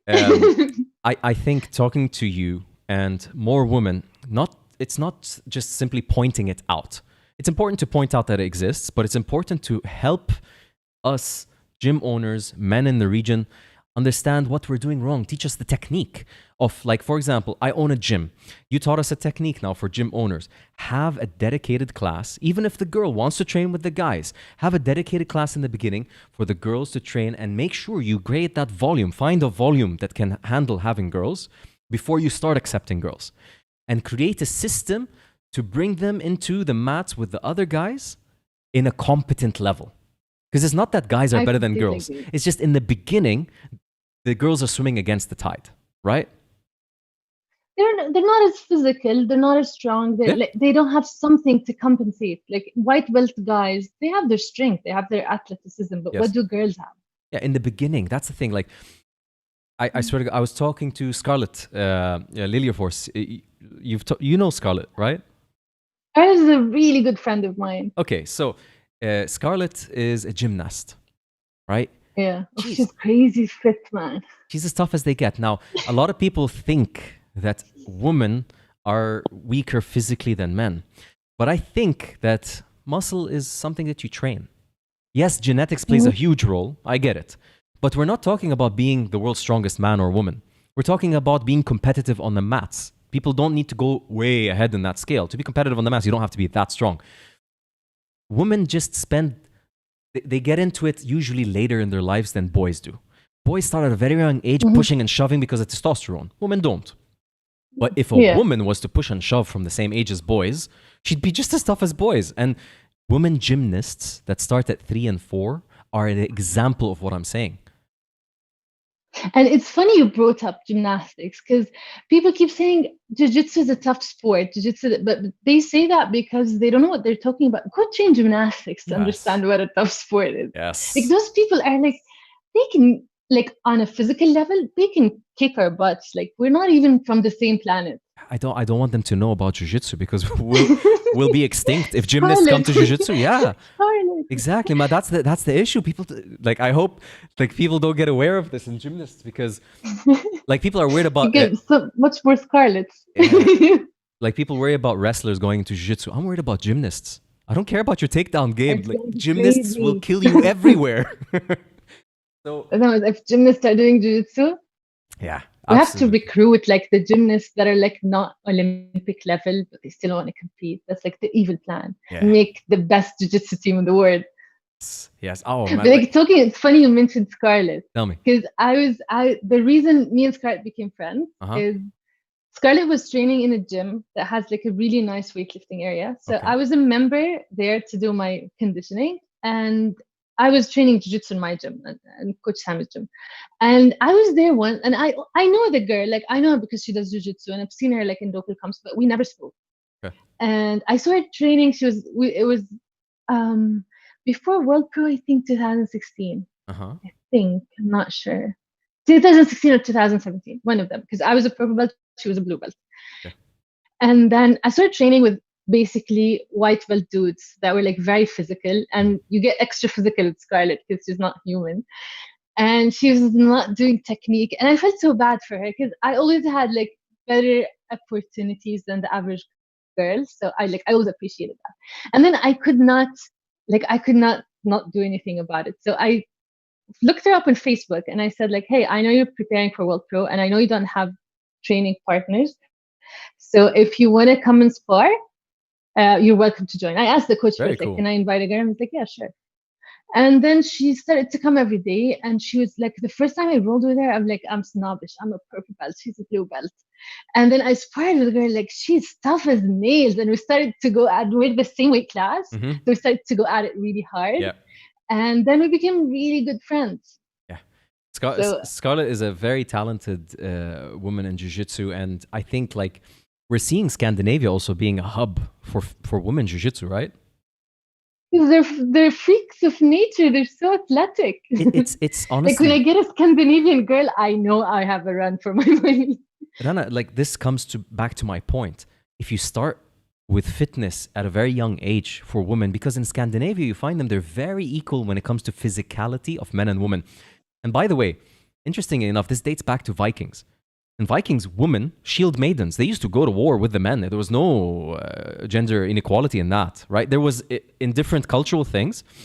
But when it comes to battle and war, there's plenty of history of women warriors from the Viking times. If a woman starts at a very young age being physically more powerful, and women get scared from this, am I going to have biceps and traps and all of this? No, genetics doesn't allow it, but the muscle tension, the muscle fibers that women develop are different than men. They can have the same impact as a man that's twice their size. It's just their muscles work differently. That's why I like Scarlett is a great example of that, by the way. And Scarlett looks feminine. She doesn't look like she's freakishly strong, but you look at her, you're looking at a normal girl. Pound for pound, if you take Scarlett's abilities physically and expect them from a guy, you'd have a huge guy. Am I right? I think yeah, you'd have a guy with traps like this, biceps. Yeah, no, you'd have to have a pretty tough looking guy, like one of these Brazilian porrada guys to match her, like respectively from a female to a male wise. Yeah, she is impressive with her gymnast background and the Jiu-Jitsu. This brings me... And you can see when you look at her, but... When you see, yeah? You can also see the psychological effects of doing sports as a kid because she's very dedicated. She's very hardworking. Yes. She has no drama. She goes to the mat. She doesn't mind if she gets tapped out 100 times. She's focused, goal-oriented. Like I get very impressed when I train with her. And I think that's the result of years of doing high-level sport. Yes. Yeah, and absolutely. That's why my son's showing signs of interest in gymnastics. And unlike most fathers would be like, my son, gymnastics, la ta habibi, punch a few things. For me, I'm excited because my son's going to be jacked. If he gets into gymnastics, he'll be a killer. I had this argument with some guy at work. He's like, my son is so weird. He wants to do gymnastics. I'm like, man, you have to push him to do it. He's like, no, it's a girl's sport. Like, Yeah. man, you have no idea how tough this is. This Yeah, is the yeah. toughest thing a human can do. Unfortunately, our psychological limitations often are the reason that we're so delayed in the things that we end up finding out. Like, if I first time I heard about jujitsu, it was a girl when I was in university that started training in the first days. Like, we're talking about 2006. Oh my God, if I just listened to her, if I just listened. So I know. she comes up to me and she's like, guys, you won't believe it. I started training jujitsu. And I'm like, oh no, what the hell is that? Then she's like, no, no, listen, you have a move called the guillotine. When she said that, in my mind, Undertaker, Tatanka. Like, I'm thinking WWF, WWE. Like, what's this guillotine? Like, why would you even call a move a guillotine? I don't know why my brain just rejected it. And lo and behold, it took me 6 years after that date, 7 years after that date to start jujitsu.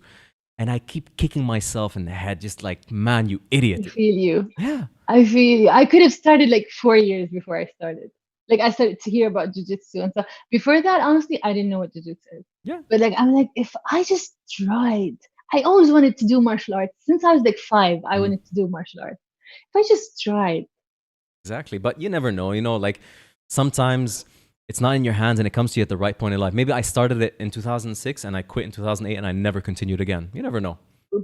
So Yeah, very true. I wanted to ask you as your advice, first to women that are interested in jiu-jitsu or train jiu-jitsu today, from your experience. You're a black belt, you've been through it all. You've gone to Brazil, Jordan, UAE, I'm sure other places as well.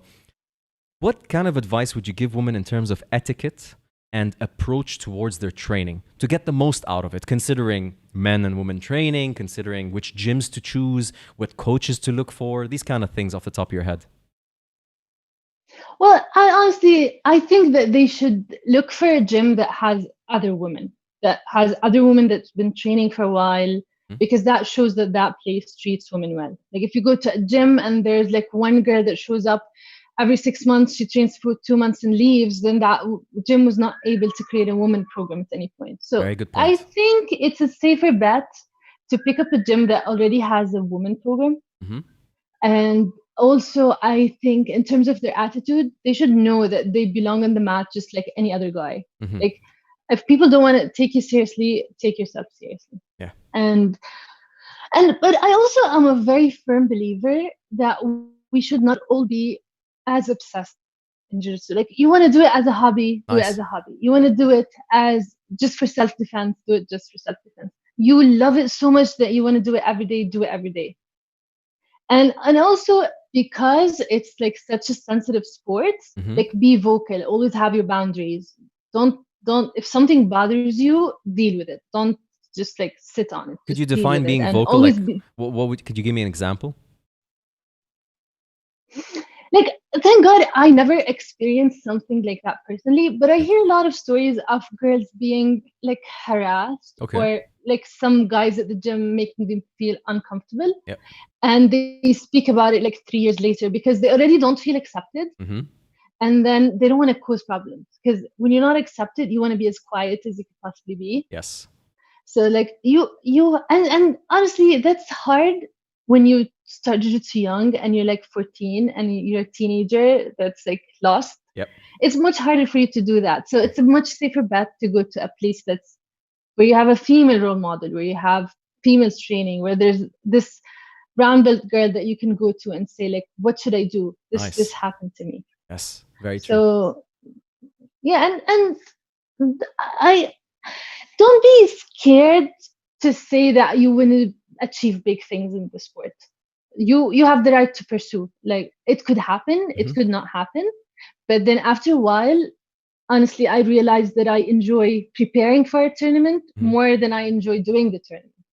Like, this extreme focus for like months before the tournament, it's exhilarating. working every and making sure there's no stone unturned. That's for me, that's the interesting part. Yes. So if it works. If it doesn't work, you had like priceless experiences. So don't be scared to think like, hey, I want to be a black belt world champion. You have the right to hope for anything you want. That's so interesting. I understand 1% make it, but still, you have the right to think about it. The thing is, like, that path towards competition, whether you succeed at it or not, whether you realize it's for you or not, it translates so well into life. You preparing and leaving no stone unturned to start a business, to you know, like research and plan for your child's activities, to do like that attitude is what leads to good things in life. So if you get to experience it thanks to Jiu-Jitsu, it's a blessing. Even if you don't continue the Jiu-Jitsu competition route, it's going to teach you that you can conquer going and fighting and strangling somebody. Why can't I just open a business? You know what I mean? I honestly, I think that people should compete. I know a lot of people say like we don't like to compete, and I don't think everybody should take competition so seriously and like have their life like built around it. Of course not. If this is not something you want, like really want, it's too much to handle. But I think people should try, like, do this small local competition, feel it, prepare for, like, you can do it on a much smaller scale. And I feel so strongly about it. Before 2016, there was the girls were not allowed to compete in Jiu-Jitsu in Jordan. Whoa! And not allowed. It's like, it's like people would organize tournaments and there's no female division. And I felt so strongly about competition. I was already competing for years, but I never competed in Jordan. And it used to bother me and my sister so much. And every time they organize a tournament, we start nagging. Like, we call the organizers, we call the federation, like, guys, you have to have a female division. They're like, no, girls don't like to fight. Nobody likes to see girls fighting. There's not enough girls. That's that knowledge thing. It went on for years. Exactly. It went on for years until I think we nagged way too much. And then November 2015, they were like, listen, we're not having you guys in competitions. But this is what we can do. We can give you the arena. We can give you the mats. And you guys you have to referee, make your own brackets. Like, don't even ask us questions. Go have your own female tournament. And we said, yes, we thought it's easy. It turned out to be much harder. but at least you guys got to, in the end. Yes. And actually, we ended up having 54 girls signed up. We expected much less. We expected much smaller number. That's, of course, across all ages. We had kids. And after starting 2016, like starting from that tournament, every single tournament in Jordan had a female division. That's so impressive. And look where Jordan is today. There's plenty of females training Jiu-Jitsu, and I'm so happy to see that, like, boom. I think we have, between girls that actually trained in Jordan and Jordanians outside, I think we have 4 or 5 female black belts now. That's impressive. That's like, and it's just starting. Like, again, it came late in the Arabic world versus US and obviously in Brazil. So I think in the next 10 years, that number is going to exponentially grow, especially seeing what the UAE is doing. The UAE is doing such an amazing job, man. I hope all the Arab countries. Did you see what they're posting about, like, how scientific they're taking the training now? Oh, yeah, of course. UAE, now they're doing a camp. So cool. Did you see the camp that they're doing? I saw the camp, but it was very interesting also that they, like, measure the health of the athlete, the fat percentage. They choose, like, we choose our weight classes based on what we feel, but they choose it based on science. Like, this is your fat percentage, this is how your muscle type is. Like, it's mind-blowing. They're taking it to the next level. And man, this is the thing. Like, God bless the UAE, because they're willing to put the resources and effort, not for profit financially, for profit in their people. Sheikh Zayed, Allah yarhamu, he always believed that your wealth is not in the oil, it's in the people. And when your people are more capable, you don't need oil anymore, right? They will create wealth themselves. And I love it. Like, I'm born and raised here my entire life. I'm through and through Abu Dhabi. And to see it go from when I was a kid, we had one shopping center, Hamdan Center. And then today, Dubai Mall, Abu Dhabi, Yas Mall, Ferrari World. Like, that wasn't just because of oil. A lot of people shove it off and they're like, they're an oil-rich country. No, there's other oil-rich countries that look like shit. Sorry to say. UAE developed and invested its inner talents, and Jiu-Jitsu is a big, big thing. 10 years from now. I was fortunate enough to see it, happening, because when I was a white belt, I could tell, like, Jordanians were, like, happy to get an Emirati in a tournament. They were like, okay, that's an easy one. And now they're terrified. Like, okay, we've got that guy, he's so good. Like, I've seen in my times, it was so amazing that they started investing in women so early. Yeah. But sometimes it takes longer. Like, it took longer for them to break the barrier with women than they did with men. Yes. The level of girls from my generation to this generation is crazy. These girls are like high level, man. The blue Mm. belts now are high level. Like you watch the juveniles, they're blue belt juveniles. Yeah. Like I watched this fight. I can't even remember her name. Like I just wanted to hug her. She's like 15, super talented. She does this nice technical jiu-jitsu. I'm like, they changed. Wow. They took it to the next level. You bring up such a good point. Like we're fixating on the guys and the camps that they're doing and stuff, because the girls are not being showcased as much due to the cultural, let's say, limitations of media here. But man, like you're bringing up such an important point. These girls are getting such high quality black belt level training, and they have the quantities on the mats, right? They start white belt. There's 30 girls training. It's not like 5 girls. Mhm. We're gonna Yeah. get some crazy talent from the UAE in that case with women. I think they're this generation that's now blue belts are gonna get so much attention when they're black belts. Oh, I yeah. think one of the reasons it's not just cultural barriers, it's just that it took longer for the girls to catch up with the wave Yes. because they probably started from behind. Okay. So you cannot honestly, like you cannot when you have a really, really high level girl that can go and compete with anyone, that's the girl you want to put on the media. That's the girl you cannot put just anyone. Although, like, respect to everybody who trains and Yes. stuff, but you cannot go and say we had a girl that participated in World Pro. You want to go and say I had a girl who won World Pro. Yes, who dominated in this is tournament. starting Yes. to happen. Yeah, exactly. And this is what's starting to happen now. That's so exciting. I really genuinely believe that they should double down on the girls of the UAE, because, and with all due respect to all genders and all participants, everybody has their journey. But I think the social impact of black belt women competing at the highest level and winning as a result of this initiative could be super interesting. Like I'm getting excited just thinking about, like, I'm gonna watch a McGregor fight. Like that's actually really fun for me to think of, and holy shit, that will be a cool day.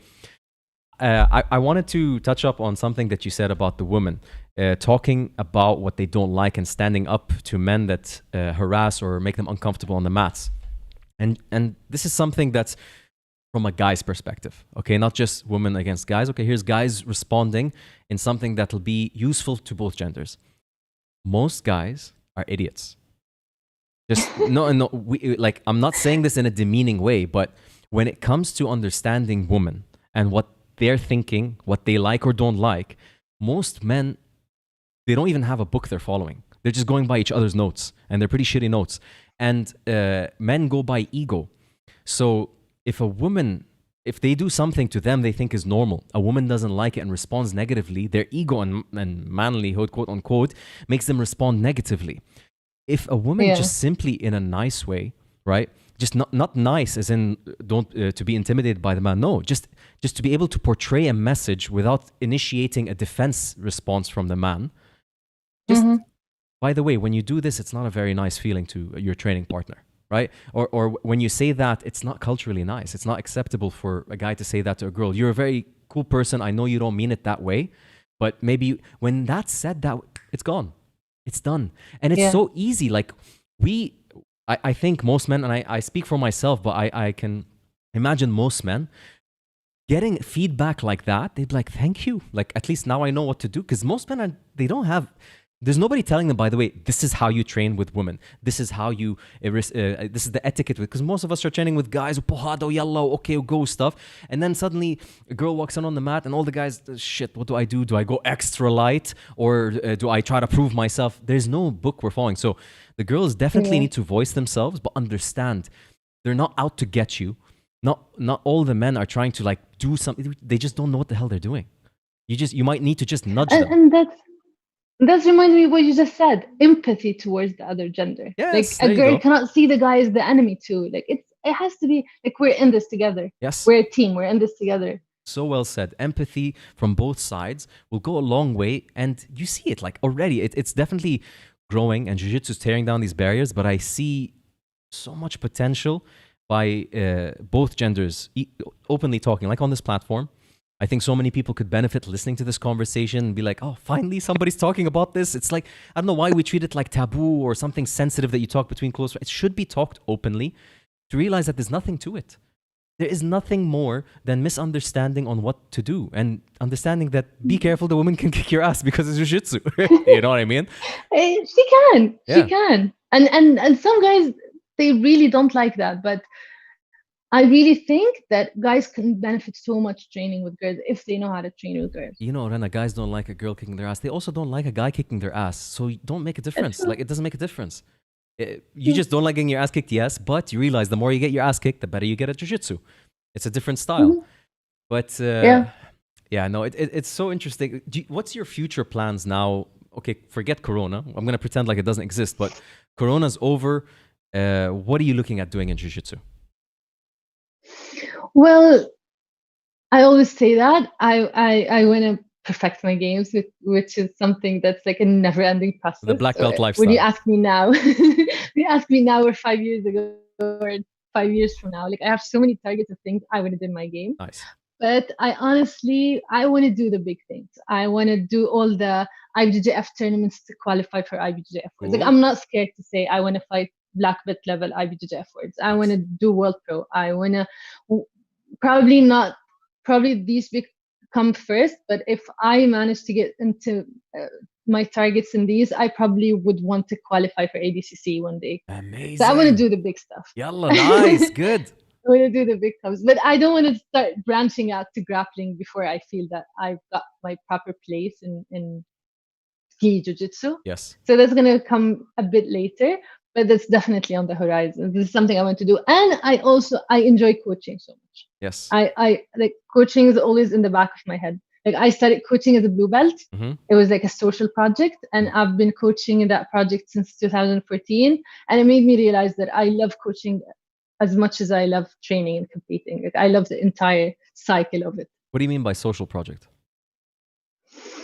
Social project, as we were training orphaned girls. Wow.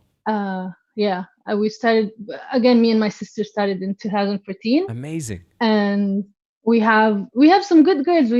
Most of them started as kids. Mm-hmm. Like, probably the oldest was like 12, 13. Okay. And now the oldest and one of the brightest girls we had is now a blue belt, a 19-year-old looking into getting her purple belt as soon as Corona is finished. Yeah, and they did well. Like, they won local tournaments. We took this is what we could afford. We were able to afford to take 3 girls to World Pro in 2018. We got 2 silvers and 1 bronze. Unbelievable. All in the juvenile division, but it's so interesting to see like that those girls like literally thought they don't stand a chance. Mm-hmm. And they cannot do things, and then they found themselves competing in the biggest stage in the world. That's and incredible. Doing well and going head to head with the best girls. It was a drama, like the amount of fear, like when they saw that, like, because they see it on TV, but they never thought they would step it, and they were young. Wow. And it's that critical age. They're not so young that they don't understand, mm-hmm.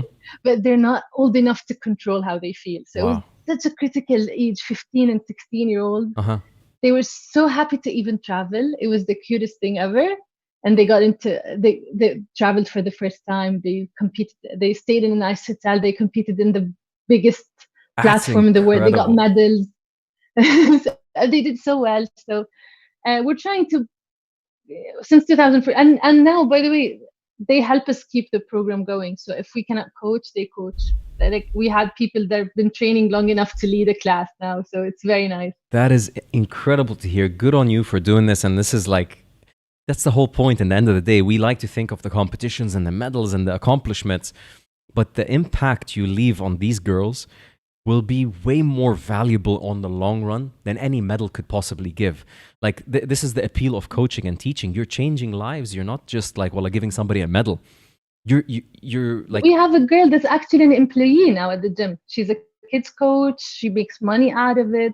She deals with the parents. And I look back and I've seen her, like, she was a little monkey screaming on the mat. I said, no, she's a kids coach. Unbelievable. That is so cool to hear.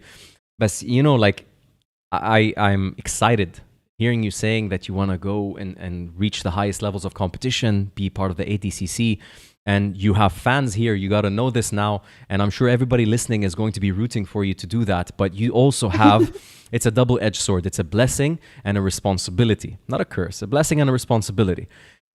that I think you are one of very few people that have an opportunity to make even more change than the average jiu-jitsu practitioner because of your perspective again. And you coaching, you teaching, and like paving the way for the next generation of black belt girls and competitors. Forget just jiu-jitsu, competitive girls. I think it's a huge role to play, and it's an important one in our region. Yeah, I wish I could one day set a role model. I'm gonna honestly, I have it in my heart to compete at the highest level. I don't know if it's gonna happen or not. I'm gonna work towards it. Yeah.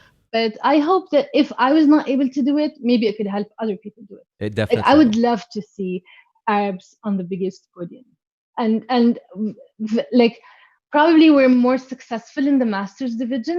In the adults division, it's very infrequent.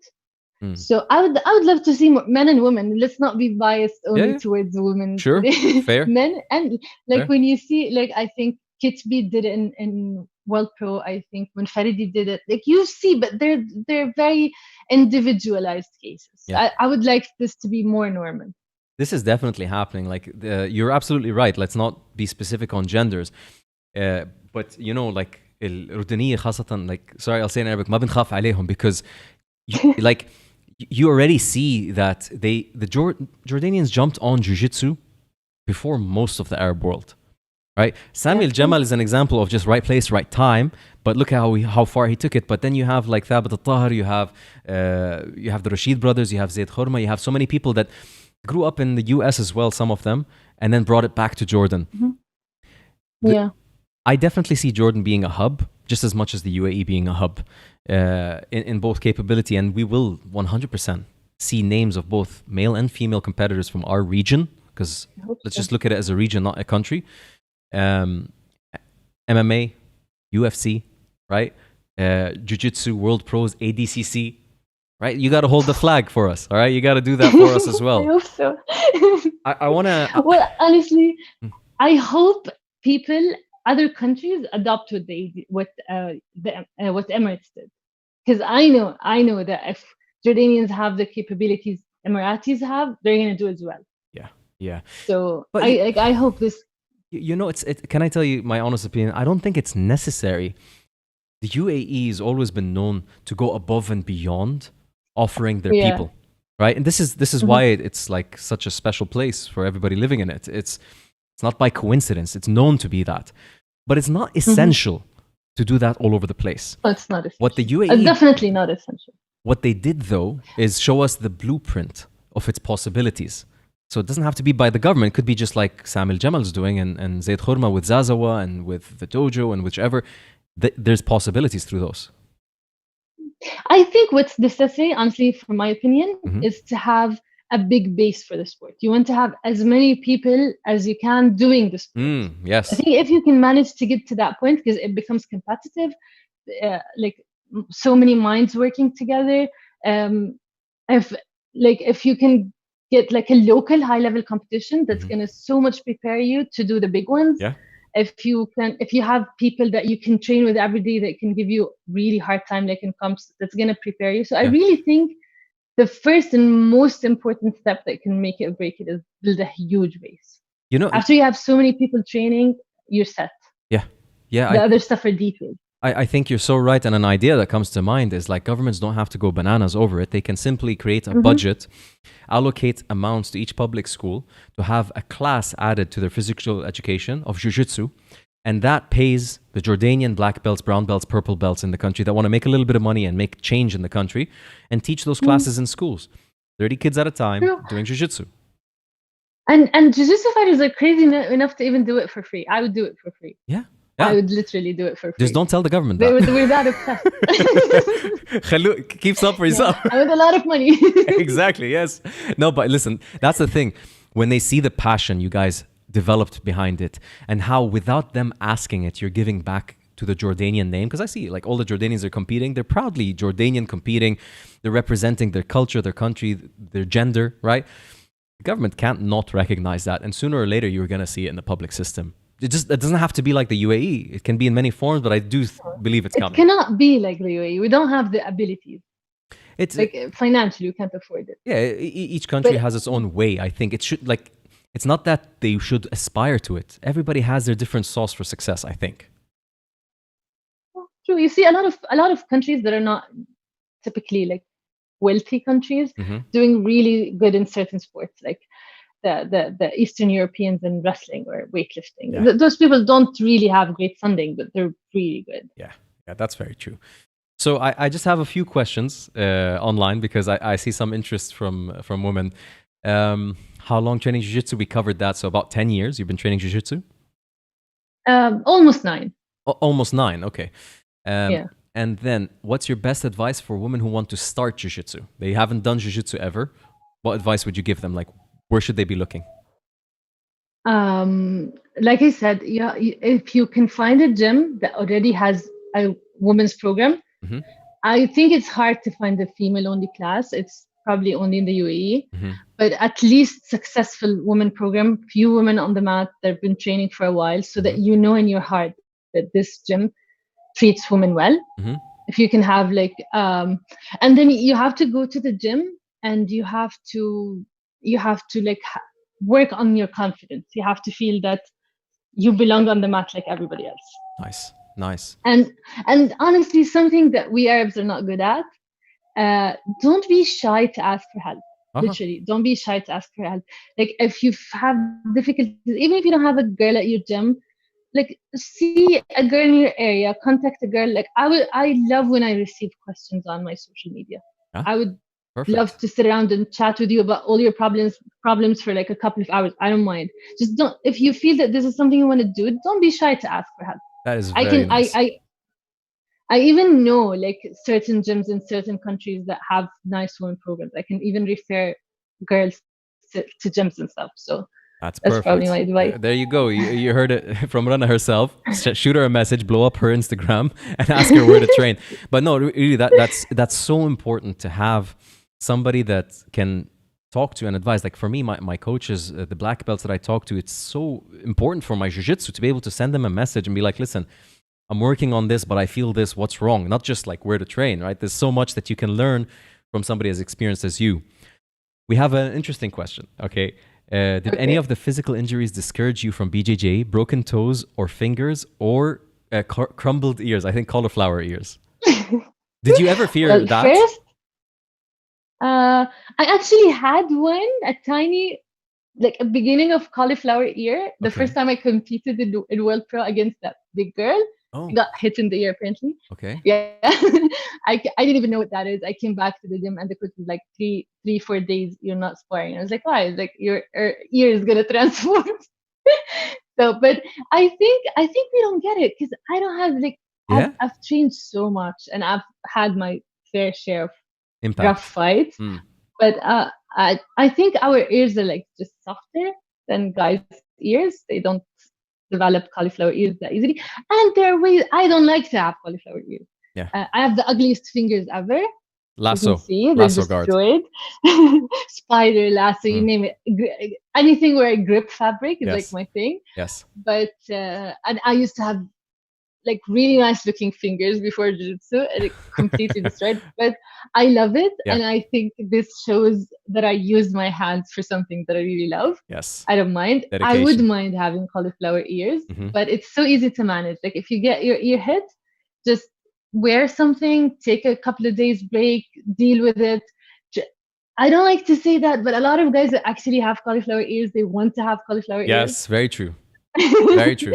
So people just ask for it. It's not something you cannot manage. So true. I don't think this is something you can worry about. Yeah, they get hit, they like it, they don't deal with it, they don't go to a doctor, nothing. Yes, that is such a good point because deep down inside, some guys want to prove that's like a badge of honor to have it, but their ears didn't have to look as mangled as they are. But hey, it's to each his own. But that was an interesting question. Exactly. I have a question for you that I don't want to forget to ask. If a gym owner is listening right now, that is on the fence, doesn't know what to do to make his gym environment more suitable for girls or more appealing. Like he feels like, why don't women want to train in this gym? I want to be equal to everyone. I want to provide a platform. Like they feel intimidated by his gym. What advice would you give a gym owner? First, I would like to say that it's not easy. To be honest, it's not easy. And it's a responsibility and they have to work towards it for a while. Yes. First of all, you have to make sure that you, like when those girls walk into the gym, you have to always keep an eye on them, always make sure they're treated well. Like, at the very beginning, before they have friends at the gym, before they're part of the environment, they're vulnerable. And you have to make sure that they're treated well. And you have to make sure that you take them seriously. Yes. If they want to compete, you take care of them as good as the guys. If they, whatever targets they have for the sport. And I think you should do that with all the athletes you have. You have to understand what their targets are, why they're doing the sport. Yes. You want to be a good coach. And the hardest part, I think, which takes years to develop, is if you're having mixed classes, is teaching guys to roll with girls. Because I think I personally, like, now I don't get offended whatsoever if I roll with a guy that really doesn't know how to train with girls, because I know how hard it is. What does it mean not to know how to train with girls?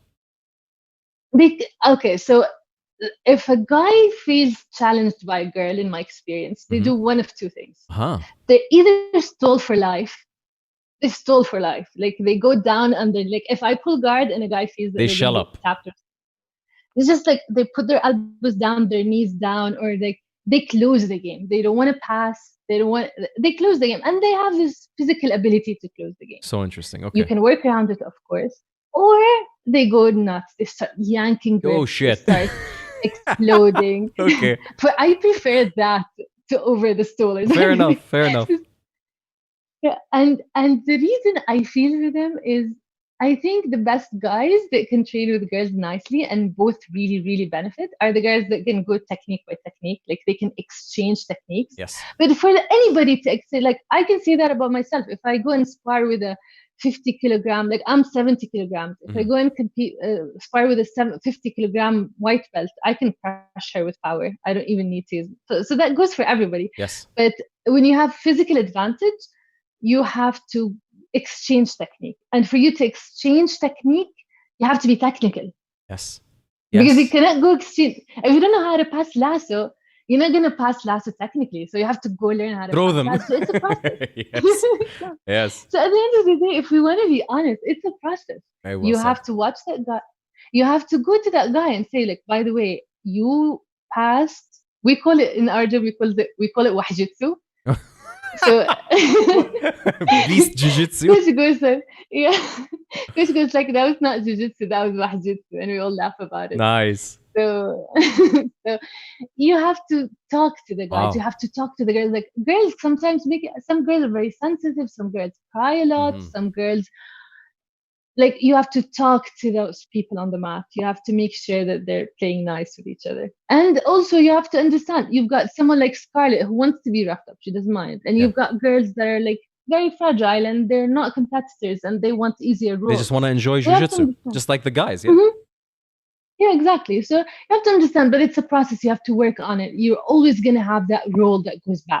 That black belt girl who's training with that purple belt dude that cannot pass her guard and he goes nuts. You're always going to have that. Yeah, but at so you that have level, to work on it, manage. Yeah. Yeah, I think that's different at so that level. It's not an easy task.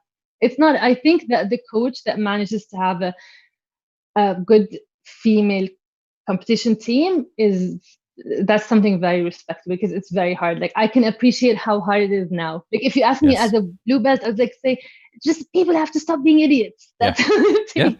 But now, like, seeing the process, it's hard. It's hard work. That's why I'm so happy to have you here on the podcast, Rana, because, like, that perspective is so rare to get and so well said as well. Like, it's not just thrown out there. You've really put thought into your answer. It's so useful to think of it. And then now I look at the US, you know how they have, like, for the whole gym, competition team, and then they have fundamentals. I'd wish to see more, I don't know what to call it, what title will be not demeaning to the person doing it, but like a casual class for Jiu-Jitsu, for the category of people that don't feel like going Bohada 100%. They want to be super technical, like a flow class. Flow, that's a nice name. We talk about flow rolling. Yeah.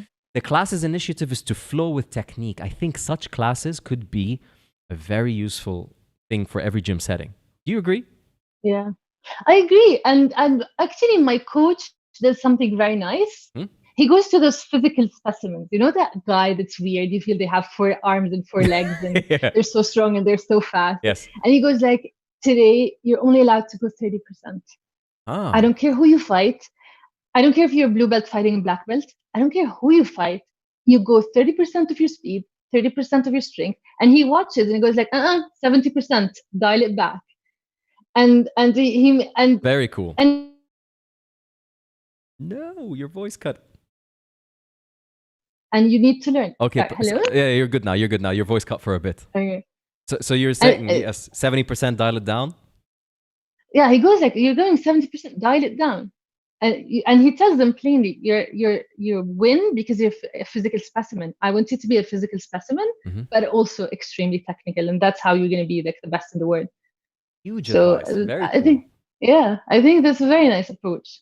Very cool. And honestly, like everything, it's been such a pleasure talking to you, Rana, and everything you've answered, I think, filled such a huge gap in Jiu-Jitsu in our region. I don't know. I've never heard of a conversation like the one we've just had that highlights so many important parts that people tiptoe around. And there was no reason to tiptoe around it. It comes out pretty naturally. And I think it's to the best. So I hope a lot of people get so much out of this interview. Any final words, anything that you would like to share with people listening today? Men, women, old, young. Khalas, we're done with the gender talk. Well, I honestly think that I would like to see more girls on the mat for sure. I'd honestly think that I would love to see us accommodating everyone on the mat. Like I see this jiu-jitsu community a bit like sometimes over competitive, or you see that 10-year-old kid who just want to have fun and their coaches go like, no, you have to win tournaments. It's not for everyone. It's not everyone is a competitor. I'm telling you, I'm big about competing, but don't push people beyond their limits and don't put people down. Like accept everyone. Some people want to compete, some people don't want to compete. Accept men, accept women. Try to have a gym, I think, that has everyone, has older people, younger people, that crazy juvenile competition team that the adults look at and say, like, we could never do that training. But at the same time, those older guys, like we have like a bunch of like guys in their 50s and they're so technical and they train together and they compete in the masters division. They do so well. I think those varieties are so nice to have on the mat. I think we should accept each other, and jiu-jitsu is a sport for everyone. Like I love that we can compete at all belts, at all ages, at all age classes, and our gyms should be the same too. Yes, beautifully said. That is such a nice message and refreshing to hear, because we do get carried away and everybody's got a point to prove, especially like the Middle East is trying to show we're here, we're in jiu-jitsu, we're winners, and every kid, what are you doing? Get up, 30 push-ups. Like, no man, this kid just came for fun. He doesn't have to be. Sorry for them. Wow. I started teaching at the kids class at my gym, and the first thing my coach told me, not everybody here wants to be a world champion. These are kids that come here to have better character, move, and be healthy. The ones that want to be a world champion, those are going to be treated like that. But the rest of the class have to have fun, love the class, and just show up because they want to. Amazing. And I find that like after looking at the class, I find out that that's the best approach. Why torture people into doing something you want, not they want? Yes, that is very true. I like that. I hope people feel that message and hear it and understand that it's okay to take whatever you do in life and turn it into your own, make it your own, without feeling like you. Because I feel so many people do quit at blue belt because they feel kind of like they're coming up short if they don't compete, and they feel like they let down their coach, they let down their team, and not accepted into that cool club of the jiu-jitsu, and like, screw it, I just don't want to show up anymore. Let me go party with my friends, right? Yeah, true. We have to accept the differences. Yeah. Very important. Amazing message. Thank you so much, Rana, for doing this. It's really a pleasure having you on the podcast. Thank you so much. I really enjoyed the conversation. Me too. It was very good. And I hope you guys listening on YouTube had a good time. I'm seeing some nice comments. Scarlett's shouting out, saying such important topics covered. Rana is an inspiration to women everywhere. And Faisal Al-Atabi, I see your brother, Muhammad Bahri. Muhammad Bahri says, my mentor. So I'm guessing you know him. No. Muhammad Bahri, of course I know him. Bahri, I heard the name wrong, yeah. Yeah, I said the name wrong. You didn't hear it wrong. Okay, sorry, Muhammad. But yeah. Yeah, I know him. We drilled together. He's a very exceptional white belt. Good to hear. Look for that name. Good to hear. I will, and I'll remember Bahri now. Sorry, brother. But thank you so much for doing this, guys. Thank you for tuning in. Ladies and gentlemen, Rana Qubbaj.